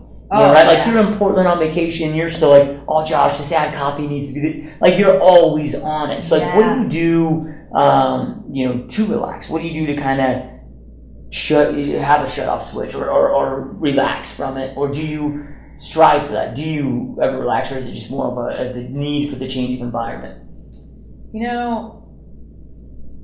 That is not my specialty, because when you really become passionate about what you do, you just don't stop thinking about it. Yeah. And like, it's funny because I never thought like being like, God, I love marketing. Like that is not sexy. Like, it's just not like, people don't understand. But I think it's. But there's so much creativity in it to me, and it's so fun because I look at it from so many different angles, and I'm just like, it's a puzzle that I'm always solving, and we're always making a bigger impact. And if I can help you take your mission, and we talk about the testimonials that you get, and I'm just like, that is why like it's important that we get in front of more eyes, right? So I connect it to a bigger purpose. But I think it's really funny you asked me this question, because lately I've been trying to shut it off, and I can't. Like I just can't do it. And I remember the first day of, I haven't taken like a vacation in a year and a half. And I remember the first day of my vacation, I woke up and I was so amped. I was like, oh man, I was listening to some podcasts, and I was like, oh man, this strategy is so incredible. I have to email Josh right now. Like, this is really cool. We need to implement it. And so I'm emailing you, and you're like, what the heck are you doing? Like, you told me your vacation starts today. And I was like, I know. And you're like, and you respond back, and you're like, that's what it feels like to do what you love. And I was like, you know what? That's true. And I think that I've been trying to shut it off. And I realized that, like, when you really dig what you do, like, why shut it off? Yeah. Like, don't get me wrong. I did go to, take a vacation, and I was off the grid, but I won't be damned if I wasn't, like, thinking about marketing while I'm on a hike. I'm like, or if someone's like, oh, here's a new product. I'm like, well, how'd you hear about that product? Oh, yeah? Well, what was your first impression? Like, I'm always inquisitive. It just never shuts off. And it's the same thing with you, So I think I think most society doesn't get it, but it's like, I compare it to, like, okay, the love for my kids doesn't stop. Yeah. I'm just blessed enough to have found my calling in life that I love so much what I do. Not saying that I compare it to the love for my kids, but it's similar in that doesn't stop. I don't have a shut off switch for that. I don't ever really have a point where I'm not thinking about my kids. Totally. Same thing with that. And now I might be snowboarding up on the mountain, right? But my mind, and that's when the best thoughts come. Totally, yeah. I agree. And the one thing I would say about this, and this was really hard for me for years, because I was like, man, I want to, when I knew for a long time that I wanted to do music, work in the entertainment industry, right? But then when I realized that, like, I didn't want to be in the industry anymore, my entire identity was tied to that. And I was like, well, what do I do now? Like, this is like the only path I thought of. And so, but what I hear this in a lot of people is like, I don't know what I love. And I remember being like, I don't know what to do next. And what I would say to other people is just start doing some stuff and start realizing what you dig and kind of what you don't dig. And it's like, okay, well, I liked doing a little bit of this more, and I didn't like that aspect of that job. And then I just started to try and look for jobs that, like, let me do more digital work, because I was doing a lot in the industry. I was doing a lot of different elements, but I was like, I really love the digital strategy of it and, like, the online marketing of artists. So I got in more on that. And I think that people are, like, trying to think their way into what they love, but you would have never got here without being, like, hardcore in the industry. I would have, if you had told me 5 years ago, I would tell you, I love marketing instead of I love tour management, I'd be like, you're freaking crazy. And for years, I was just trying to, like, after I decided that I didn't want to be in the industry anymore, it was really hard for me. I was obsessed with trying to find what I wanted to do. And I wish someone said, you're never going to think your way into that answer. The only way you're going to find it is being okay with trying a whole bunch of different stuff and being really conscious of what you dig. And just doing it a little, like, finding, like, the next job that lets you do that a little bit more. And then the next job that lets you do that a little bit more. And then, like, all of a sudden, you're going to find that you start taking this trajectory. That, like, that's how I ended up really hardcore in digital strategy. I started out in marketing, and I wanted to work with bands. Went to school for media and marketing and whatever, but I was still always like, I'm going to go on the road. I was always really good at systems and strategy. That's why I could get a band from point A to point B alive and on time and paid. And now I look back and I see the path, but you can't see it while you're on it, only when you reflect back. And so I'd say if you don't know what you love right now, quit trying to figure it out. Just find something you dig a little bit and do a little bit more of it. And then look at all the other things you did and do more of that, and just try and find more of that, because that's how you got to your path. If someone would have told you this is where you're going to end up years ago, would you have thought that's what it was? Yeah, no, 12 years ago, it was, I got into real estate to start a health club. Yeah. It was literally, I'm just going to do this, bank some cash, go open up a health club, and then I always say that health clubs was my passion, and this became my obsession. Yeah. I was able to impact lives on such a bigger realm. So totally. So GSD was really founded and created just through some life experiences, which you and I have shared a lot of stories. Yeah. But my story of working on the hospice floor and working with all these patients and just having deep conversations with thousands of patients that just could see the pain in their eye, the shoulda, woulda, coulda. Man, I just pissed away this one gift called life I've been blessed with, and it's too late to go out there and change it. And really, I've had this desire for years and years and years to get this message out there to people of like, look, life's brief. We have such a brief existence, blink of an eye, we're on our expiration date. We're going to all have that conversation of, okay, did I go out there and create this epic life, or was I a spectator? And then now it is that conversation of, oh crap, I just pissed away this one gift called life. Yeah. And there's no chance for me to go back now and do anything about it. And unfortunately, the vast majority of human beings wind up having that conversation. So GSD Boat exists to kind of create this movement to give people the inspiration to go out there and create, whatever it may be, whether it's with their health, whether it's with their business, whether it is with their relationships, whatever it may be, just go out there, get clarity on what you want, create that life that that you want and deserve and desire. As we wrap up here, what are some maybe last words of encouragement and motivation, inspiration they'd like to share with our listener base to go out there? And because dude, like you've come from you got a 95% chance you're just going to make it. Yeah, there's no then to you're going to make it, but your life is going to be limited to like prep for this because you're never going to have a normal life. Yeah. And each time, like, no, screw that. Let me just keep proving everybody wrong, and you just keep like mindset. Boom, yeah. Dude. It's so nuts, right? So, what would you say to people like that? There's really no excuse, especially when people hear your story. It's like, dude, there's no excuses. Yeah. I think that for me, it all centers back to fear. It's always fear. It's something I'm working on. I still have my own things I work on, but I think that realize that you're never going to be ready for what you need to do next. You're never going to have all the pieces. You're never going to have all the courage, and that's okay. All you have to worry about is pulling it together enough to take the first step and just rinse, wash, and repeat. And I would also say never let anybody else ever set standards for your life, because if you do that, the average person is living an average life in an average job with an average paycheck, and you know what average gets you these days? Miserable. And when I look around and I see all these people like living miserable lives, I'm like, glad I never settled for anybody's expectations. So I think that's a big one for me is, even now a lot of people say, man, you're doing great. And I'm like, doing great, but man, there's still a mountain ahead of me, and I'm still working on that. And that's so fulfilling. Like, it really, really is. Like I don't know if that was like, the thing is, like, I can't say that I think it was even organically built into me, because there was a lot of people that I was surrounded by that didn't have like this drive. I grew up in a really small town. Not anything against that, but just like they were okay with like getting married, having kids, and things of that nature. And I didn't grow up around that. I didn't have these predisposed like signals saying like be successful and go. I had everything pointing the opposite way. It said you can sit this one out, and I said no, because your standards don't equal my standards, and I'm going to run towards everything that I should be afraid of. And when I started getting really comfortable with the fact that like the most incredible things in my life and the most memorable things in my life all happened in the sphere of being unsure and unafraid, and I could connect those dots, because that's when the first challenge I did, I was like, holy crap.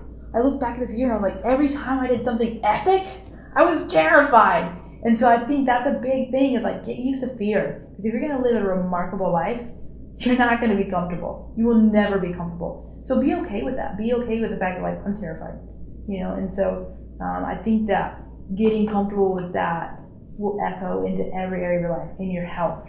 In the gym, it's never, if it's easy, you're not growing. In your relationships, if you're not striving harder, like that's not going to grow. And so I think that it's like, for me, it's been a common theme that took my life to an entirely new level. And I see it in business, making decisions in fear. But that's like, you don't come from that. I don't see, and I'm sure there are fear in with you, but like, you have this weird DNA, but you don't make decisions from a state of fear. And you execute in a way that I have never seen. And that's something that's really exciting working with you, because I don't see that trait. And I'm sure it's in there somewhere, but that's not the way. I'm scared shitless every day. I'm scared shitless right now. Yeah. Of what we're gonna do after this interview.